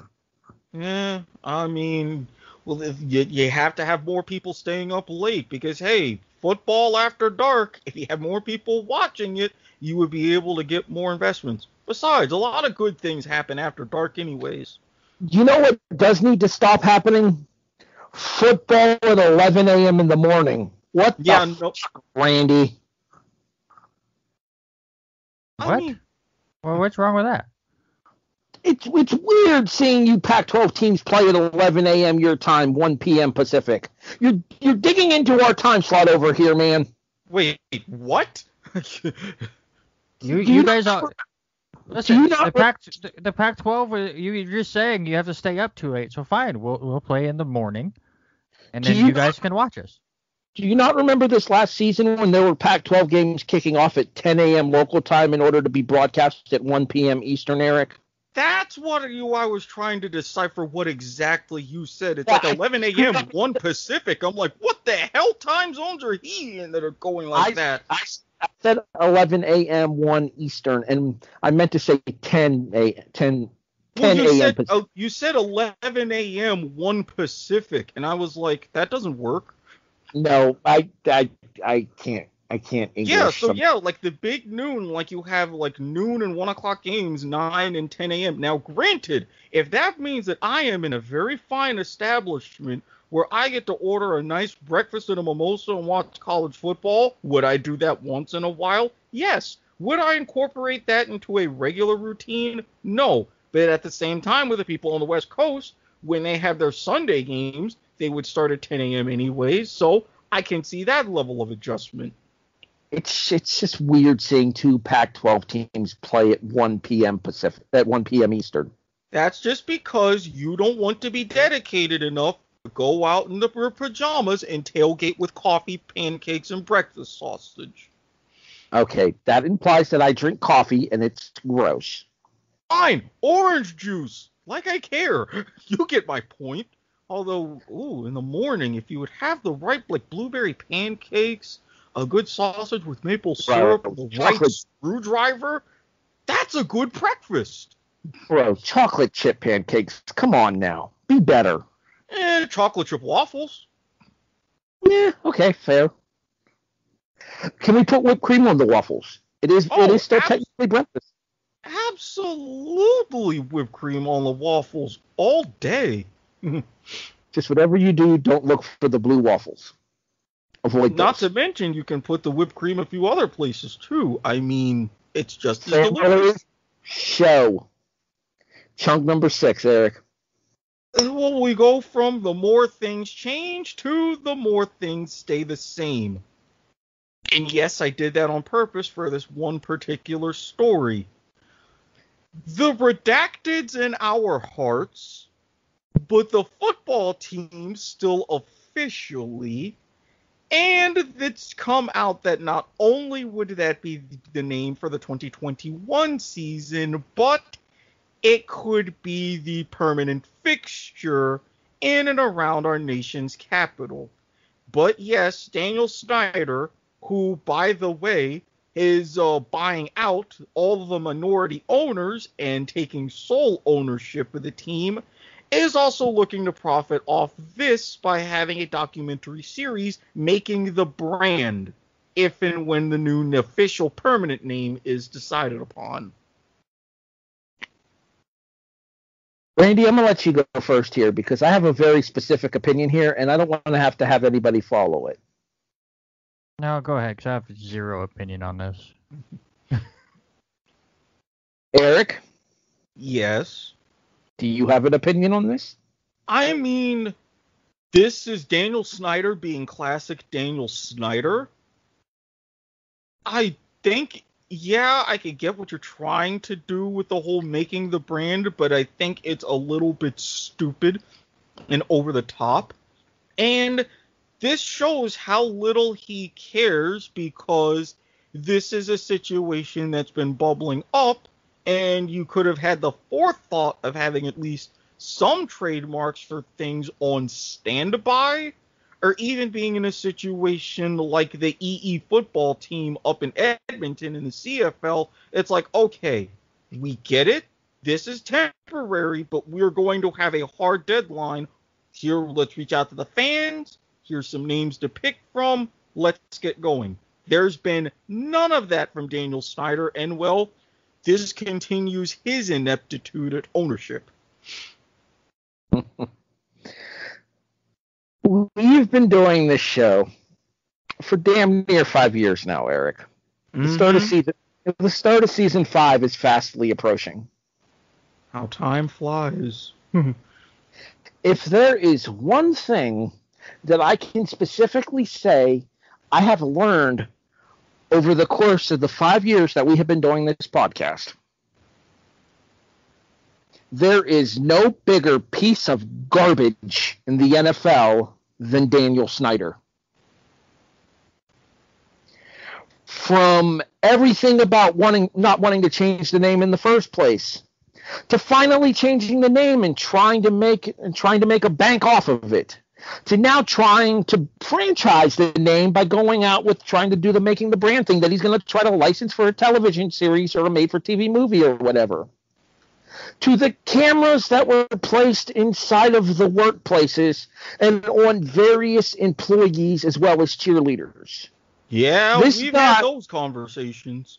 This guy has added literally nothing of value to the National Football League in his time as an owner. And the only thing that Daniel Snyder has done is embarrass the good goddamn name of the sport of professional football. Mr. Snyder, I say this with as much sincerity as I can possibly muster. Get fucked, you asshole. And get out of the NFL.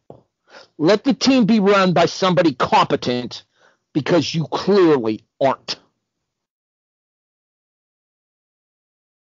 I'm going to see if I can actually get that going on Twitter.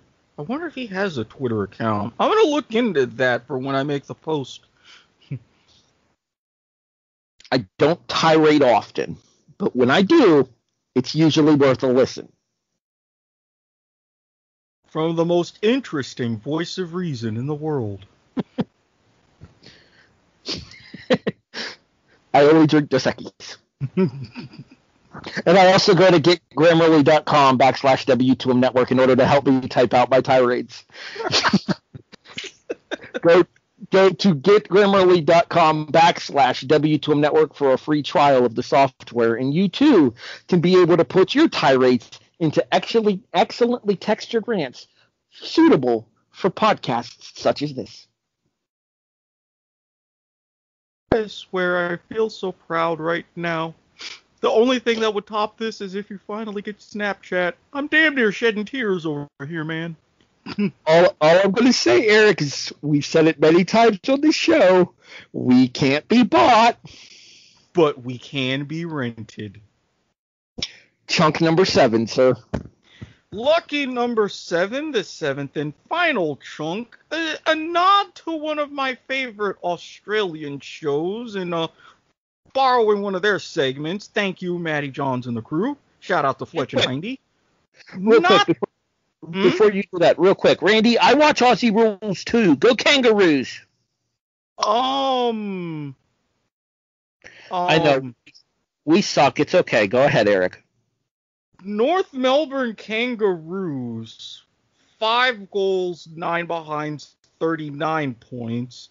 Western Bulldogs, 25 goals, 17 behinds, 167 points. You would say 169. I wish they had us kick those too, but I mean, hey, what have you? You still get that. I already know that my Roos are garbage right now. It's okay. I've accepted it. Go ahead and give your shout-outs to your Australian television shows. Exactly. Matty Johns and their crew, great show. Have been watching on and off for a little while. Very great as far as the lineup on Fox League down in Aussie. But I digress. The name of this segment, not the NFL news. Well, if you, like I have been following north of the border and in other leagues, you would know that there has been some very, very prominent changes and talks. So for this first one, XFL plus CFL equals ? Over the past couple of months, this has been a very, very, very dynamic story, with the XFL being particularly quiet and The Rock and Danny Garcia also publicly hyping up other ventures. Everyone is wondering whether the XFL will be coming back in 2022 or might kick the can till 2023. And these news and with what was going on with the CFL during their delay amplified those talks. Yes, the CFL announced that they're going to start their season August 5th, and they're going to play 14 games this year instead of 18. Plans may shift with the allowance of whether or not fans will be in the stands. But in all this time, there were talks hot and heavy. Officially, the XFL and the CFL have been discussing a partnership, trying to work on different details as part of that partnership. Unofficially, through all different sources, we're talking interleague games an XFL CFL championship to everything like a hybrid rule set, what have you. Now, none of these talks have really been officially denied. So that leads me to thinking, with everything going on in the CFL, with losses of $60 to $80 million from not playing last season, and the federal government not giving them money to help stay afloat either last season or this season, where would the state of both leagues go from all of this? All right, I'll go ahead and go first here. Eric, we've actually kind of had this conversation before. Mm-hmm. Where we talked about a potential merger between the CFL and the XFL. Oh, yes, and I have been definitely plugging North American Gridiron rules every chance I get during these past 60, 70 days.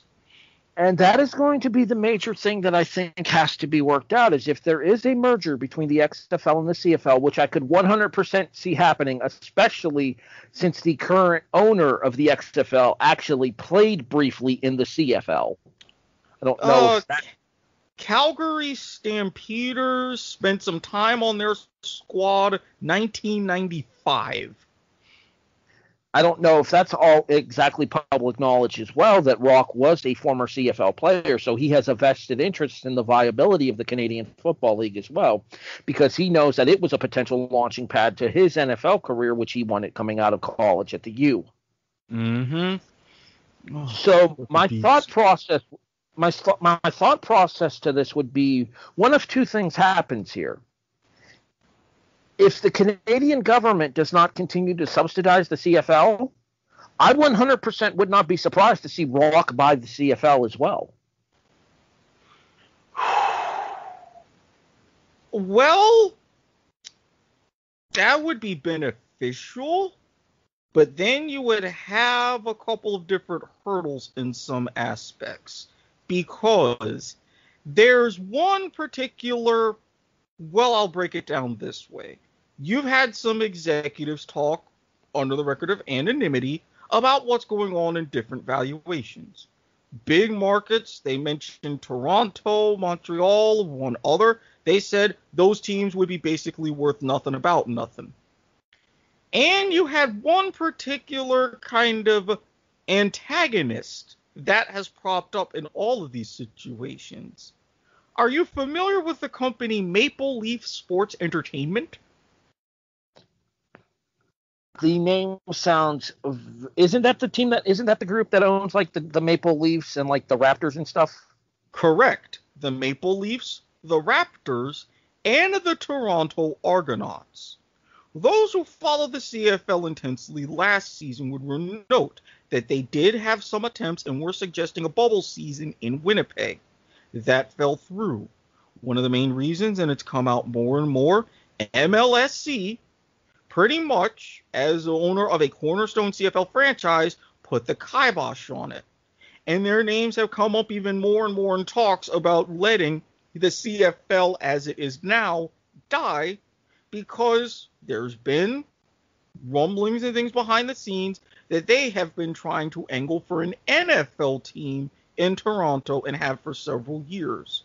So well, yeah, that's going to lead to a very major dynamic if any offers like that come up. Well, we've also talked about the dynamic of Toronto trying to get an NFL team in the past as well, with the hosting of the Buffalo Bills games there, under the belief that the Bills were going to eventually move to Toronto until the Bills franchise was purchased by the Pegulas. Right, not to mention some legislation in Canadian Parliament about the CFL being the only game on Canadian soil, which helped for a bit, but I don't necessarily think the issue entirely went away. And that's my thing, especially with the interesting rules about the hybrid rule set, going 4 downs, 100-yard fields in length, but 15-yard end zones. The uprights would be at the back of the end zone in the U.S., but in the front of the end zone in Canada. All kinds of different things going on. It wouldn't surprise me if something like that were to happen. My only sticking point, and this has been a sticking point with Canadian fans, If you can keep them as kind of semi-separate entities, a la AFL and NFL, the second half of the 60s leading up to the completion of the merger, to help at a minimum protect the Canadian player ratio, that is something that would have to be a major factor north of the border for any kind of merger to continue to work in order to be able to continue to foster Canadian talent, rather than all of them being squeezed out by more and more American players. Randy, you haven't said much during this discussion. What are your thought process on the potential merger of the CFL and the XFL? Honestly, it's because it's difficult to figure out. It would be nice to see the XFL last more than a year before anyone else tries to merge with them to make sure they work. To me, this is like AEW and Impact working together. If you want to go back to another wrestling reference, I'll believe it when I see it. As far as it actually working, like they can work nicely together, but as far as making it a big impact, pun intended, I'll wait to see it happening. Okay, which one is the impact bit? In other words, which one's bitch in this relationship? Because clearly Impact's the bitch in that relationship. You would have to think the XFL, even though technically Impact's been around long, so you'd think that's the CFL, but... Second of all, I think that the connotation of the combined leagues would help bring the XFL back stronger than having to attempt to run it on its own. It could. It depends on how much they're going to expand the league, or if they're just going to work together and get a couple teams in the States and kind of balance things out. It'll be really interesting to see what they do if it gets there. But if the XFL is coming back next season, it won't be with this merger. And that's really kind of the crux of everything. Now that the CFL has announced that they're going to come back to play, it's on the XFL to really see if they're going to come back at all, what that's going to be like. I wouldn't mind the merger. And there were initially talks 18, 19 teams. I honestly would think, and again, slight personal bias, you could get away with 20. 10 in Canada. You have 9 now when there was already talks of an expansion team leading up to the pandemic in the Atlantic region, like having a team in Halifax and Nova Scotia. And then you had 8 teams in the XFL, so you could easily go ahead and not expand that past 10. Yes, the situation with the Roughnecks would have to be sorted out because they need a new logo, thanks to a suit that came out with their existing logos, both of them being saying, nope, it's too close to the old Oilers logo. This one's too close to the Patriots logo. Sorry, neither of these are going to work. So, all right, let me ask you a quick question about that, Eric. Okay. Do you think Canadian rules would work for American fans? Not some of them, yes. Like with the 3 downs, because you're looking for something different than the NFL, and with the freedom of movement of wide receivers and stuff before the line, they already experimented with much quicker play clocks. You have that in the CFL with 20 seconds. That would work. My only problem, you could not use a CFL field. They tried that in places in the States with the American expansion in the mid-90s. You had Memphis, Baltimore, Las Vegas, a couple others.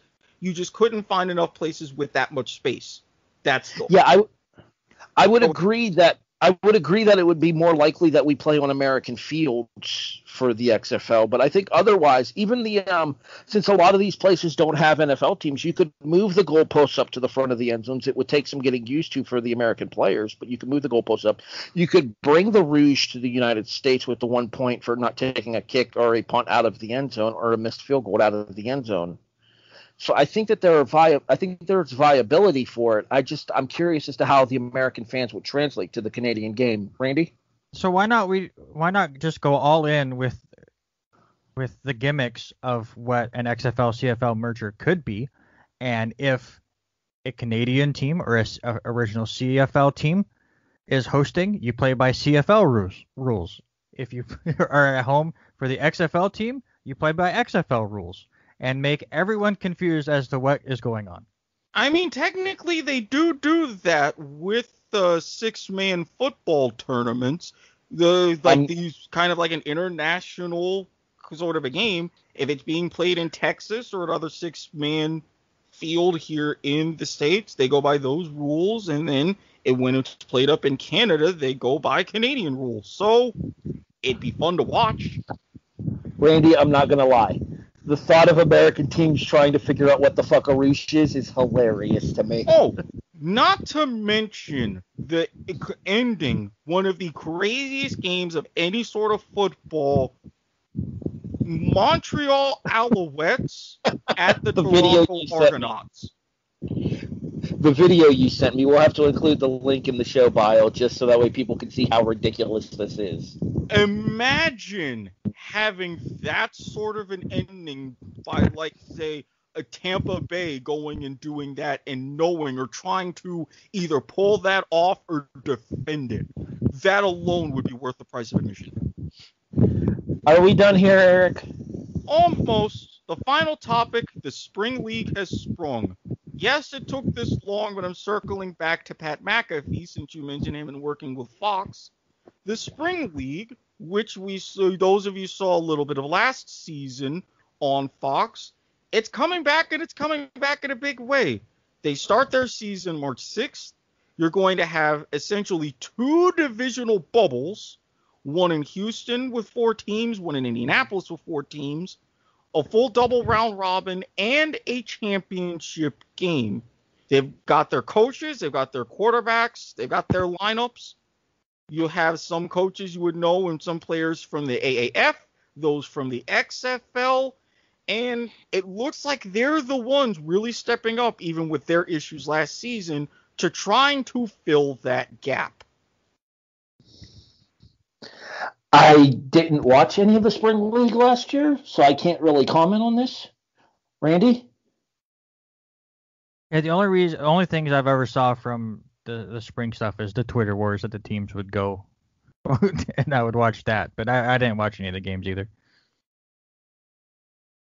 I mean, it's not like the all high quality like you would expect, because you've got players trying to put on film and stuff to get on NFL teams. But I honestly think for those who, like you mentioned with us earlier, if you've got an appetite for different forms of football, plus with this year, the Spring League saying that they're going to try out a rule that was proposed for the NFL but did not fly, regards of what happens with the coin toss and the winner of that, I would be all for it. Well, let me ask you this, Mr. Watkins. Mm-hmm. Was the Spring League in any way similar to that FCF that we saw guys like Johnny Manziel involved with? Hell no. And I'm going to say this, I gave the FCF a lot of chances, signed up with the app, picked my team, all of these things, but I'm sorry, that league is a fucking joke. Tell us how you really feel, Mr. Watkins. Wow. I've never heard him be so adamantly against football. Felt kind of weird hearing that, I'm not going to lie. I'm usually not, but if I see a turd and it smells like a turd and looks like one, I'm going to say, hey, flush this shit down the toilet ASAP. So you're saying that the FCF, not FCS, we actually like the FCS on this show. The FCF is the non-NFL equivalent of Daniel Snyder? Yes, absolutely. They tried, had great intentions, but it was even being lambasted by your FCF diehards during the season. I mean, yes, you're going to have a great kind of TV gimmick and setup, but you couldn't get the decisions right with referees. They were hot garbage. A lot of the stuff with the streams and dealing with the app and the interface that you build it around, semi-garbage. I mean, come on. Don't. If you're going to piss on my leg, don't tell me it's raining. Just piss on my leg and I'll move positions. Family show? Jesus. I mean, I'm all for, giving and receiving golden showers, but damn it, there's negotiations involved. Nope. I'm going to mute your microphone, Watkins. I started the call. I can do that here on Skype. All right, so we actually owe you guys a little bit of an explanation as to why Mr. Isbelle is back this week. And, Randy, I want to thank you for joining us for the news desk. It was nice to have you back on the show. Yeah, no problem. I'm glad we finally got schedules synced up. I was supposed to be on several other shows. Hopefully we can. Hopefully, even if you don't appear on the show on a weekly basis, you can still be part of Are You Serious this season if you're interested. Yeah, I mean, it all kind of depends on how my schedule is next fall with classes and work and stuff, but there's a good chance of it, yeah. Literally, all you'd have to do is just send us your pics as a voice memo, and we could edit it into the show. Harry, he's big timing us. Don't you get it? Yeah, me and my 4 viewers, which one of them is right over there. All right, so that actually kind of ties into why Randy is back this evening. As you guys know, the NFL draft, we're recording this podcast on Wednesday the 29th? 8th, yes. Okay, we're recording this podcast on Wednesday the 28th. Tomorrow night, Thursday, April 30th, is the first night of the NFL draft. 29th. And I said 29th. You just said you said 30th. I did? Oh, my God. I'm special. All right. Anyway, so tomorrow night is Thursday, April 29th. I got it right. All right. Jeez. First Kennedy on the latest episode of Black Irish, and now you. She could at least, well, I mean. Anyway, the R&R Sports Report, Mr. Isbelle over there, as well as his co-host Robert Hagan, are doing a live reaction show on their Facebook page to the first round of the 2021 NFL Draft. The reason Mr. Isbelle is joining us once again tonight in order to promote that show is because representing the W2M network and by proxy the kickoff on that particular show will be our own Mr. Erik Watkins. So, yeah. Randy, why don't you go ahead and give everybody details first about the show and then where they can find your draft podcast tomorrow? Yeah, the show is about, I'd say, 40% local to the valley that I live into here in Idaho. The rest of the 60% we hit, national sports. We talk a lot of Aussie rules football as well, and Erik has a lot of fun with that. We've gotten Robert Hagan completely hooked on Aussie rules football now. Not only did he watch his Geelong team play last week, he actually went back and watched Hawthorn play because he saw the score was close. So we've got him watching multiple games a week, which is fantastic. But you can check that out. The best way to find the show is on the Facebook or YouTube pages. Just search R&R Sports Report for that. Obviously, you can check it on klcc.com as well. But the Facebook page is the easiest way to go because that's when you can communicate with us. That's Tuesdays, 6 to 8 p.m. Pacific time. And then as far as this draft goes, we will start that on Thursday for round 1 at 5 p.m. Pacific time. So right around the time that the other broadcasts get going, gives us a good 15-20 minutes before the first pick actually goes up. And as Harry said, Erik Watkins from this show will be on, and then another guy that's local here in Lewiston, Idaho, who used to be in the college and is part of the Time Spent Poorly network, Derek Yon, will also be on. And then we're going to just allow people to hop on because we use StreamYard, and it's pretty simple to send you the link. You hop on for a minute, talk about your team, and react to the draft, and we kick you back off, and I think we're going to have a fun 3 or 4 hours and a lot of back and forth and seeing how long Erik can stay PG-13. See, and this is what happens when you acquiesce to my requests about mentioning things like Aussie rules and 5-pin bowling on the show. You're welcome. It is the beginning of what we hope will be an extended partnership between the R&R Sports Report and the Kickoff.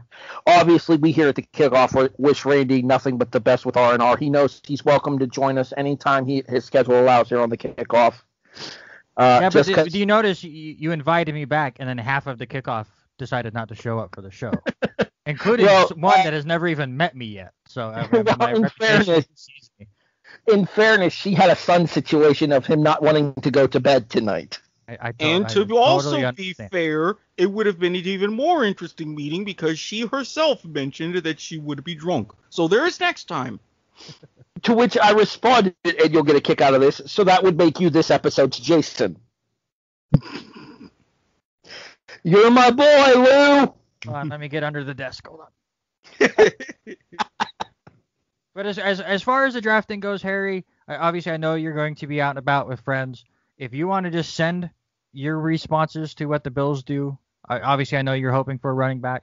Let Erik or I know, and we will get the word out to the 3 people that watch our show.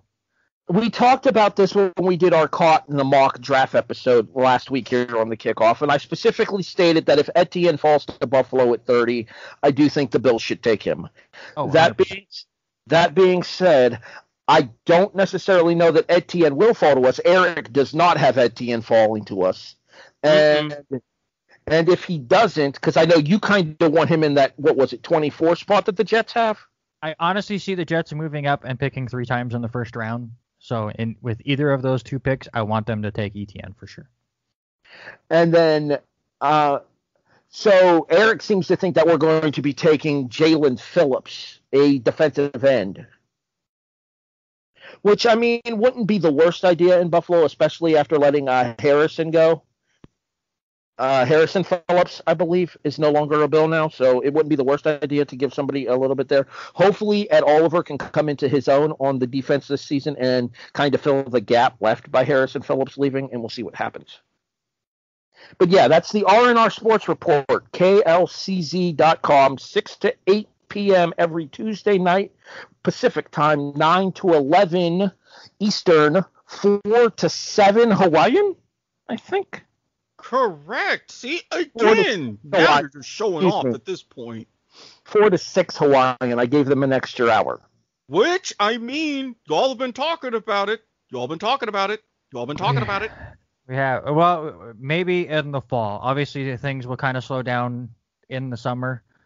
But yeah, especially with having 2 guests on the show every week, that 2 hours just flies by. We always have a sheet that we come out with different topics that we want to hit, and kind of timestamps that we kind of want to follow. It never works. It absolutely never works.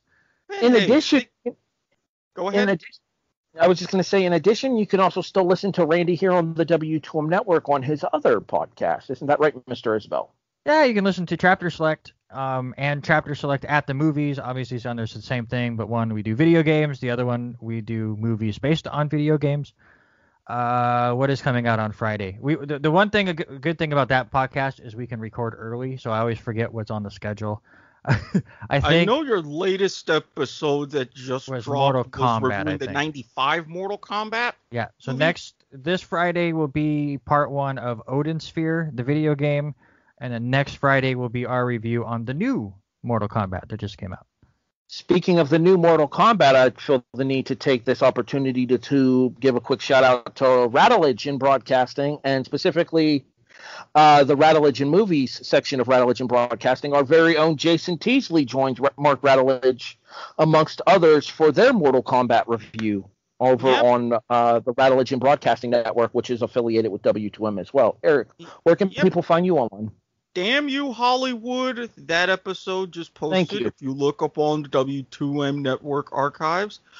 Yeah, people can find me at Squid Sports Head on Twitter. Yes, I am going to be live tweeting things, and I will also be sending out the links so that way you can see me and my reactions and place bets on how drunk I will get and how many bombs I will drop.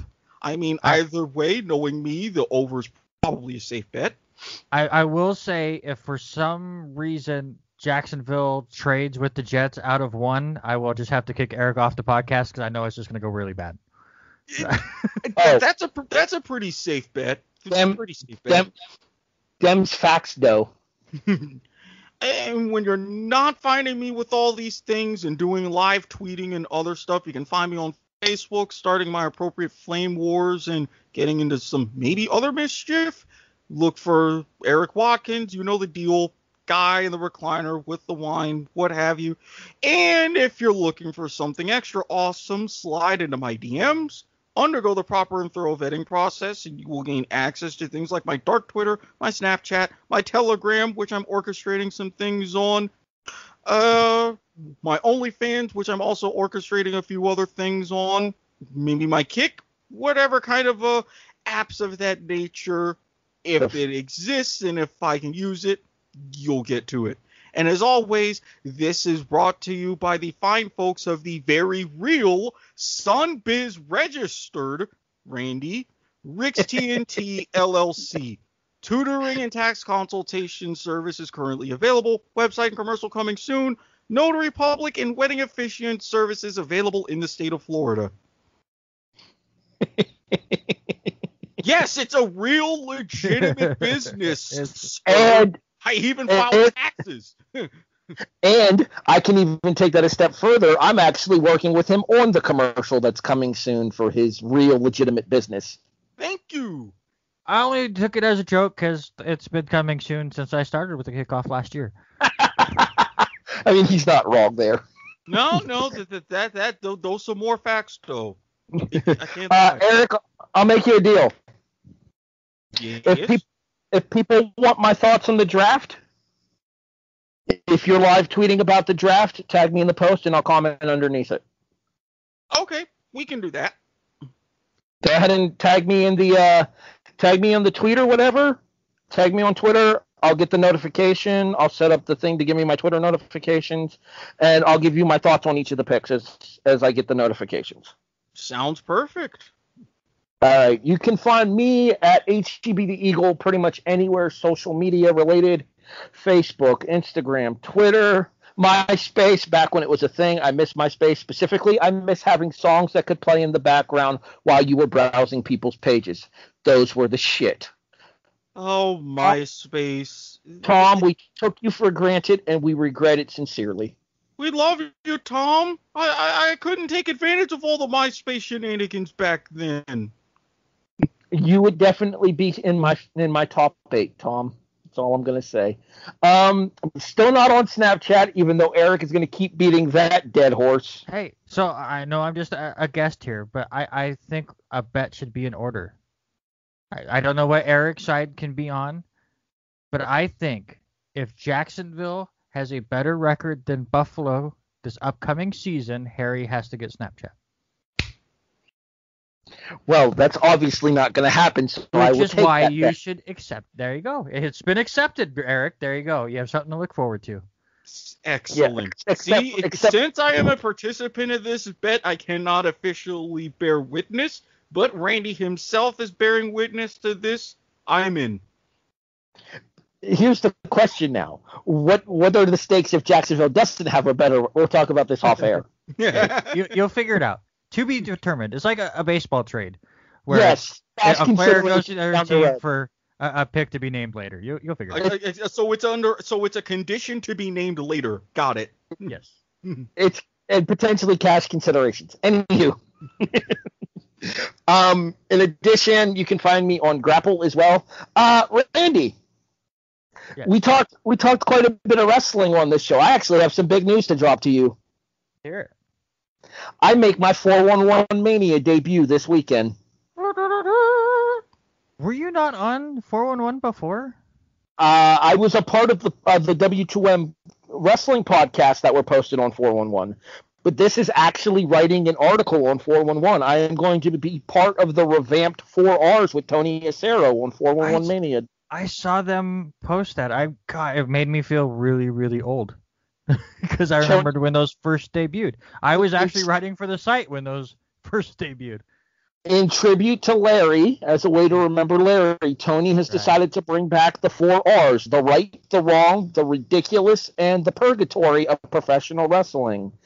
Tony's going to handle Raw. I'm covering NXT. Michael Ornelas will cover AEW, and Robert Winfrey, he of the MMA section as well, will be covering SmackDown for the 4Rs. My debut article about last night's episode of NXT TV will debut on 411 Mania this Sunday.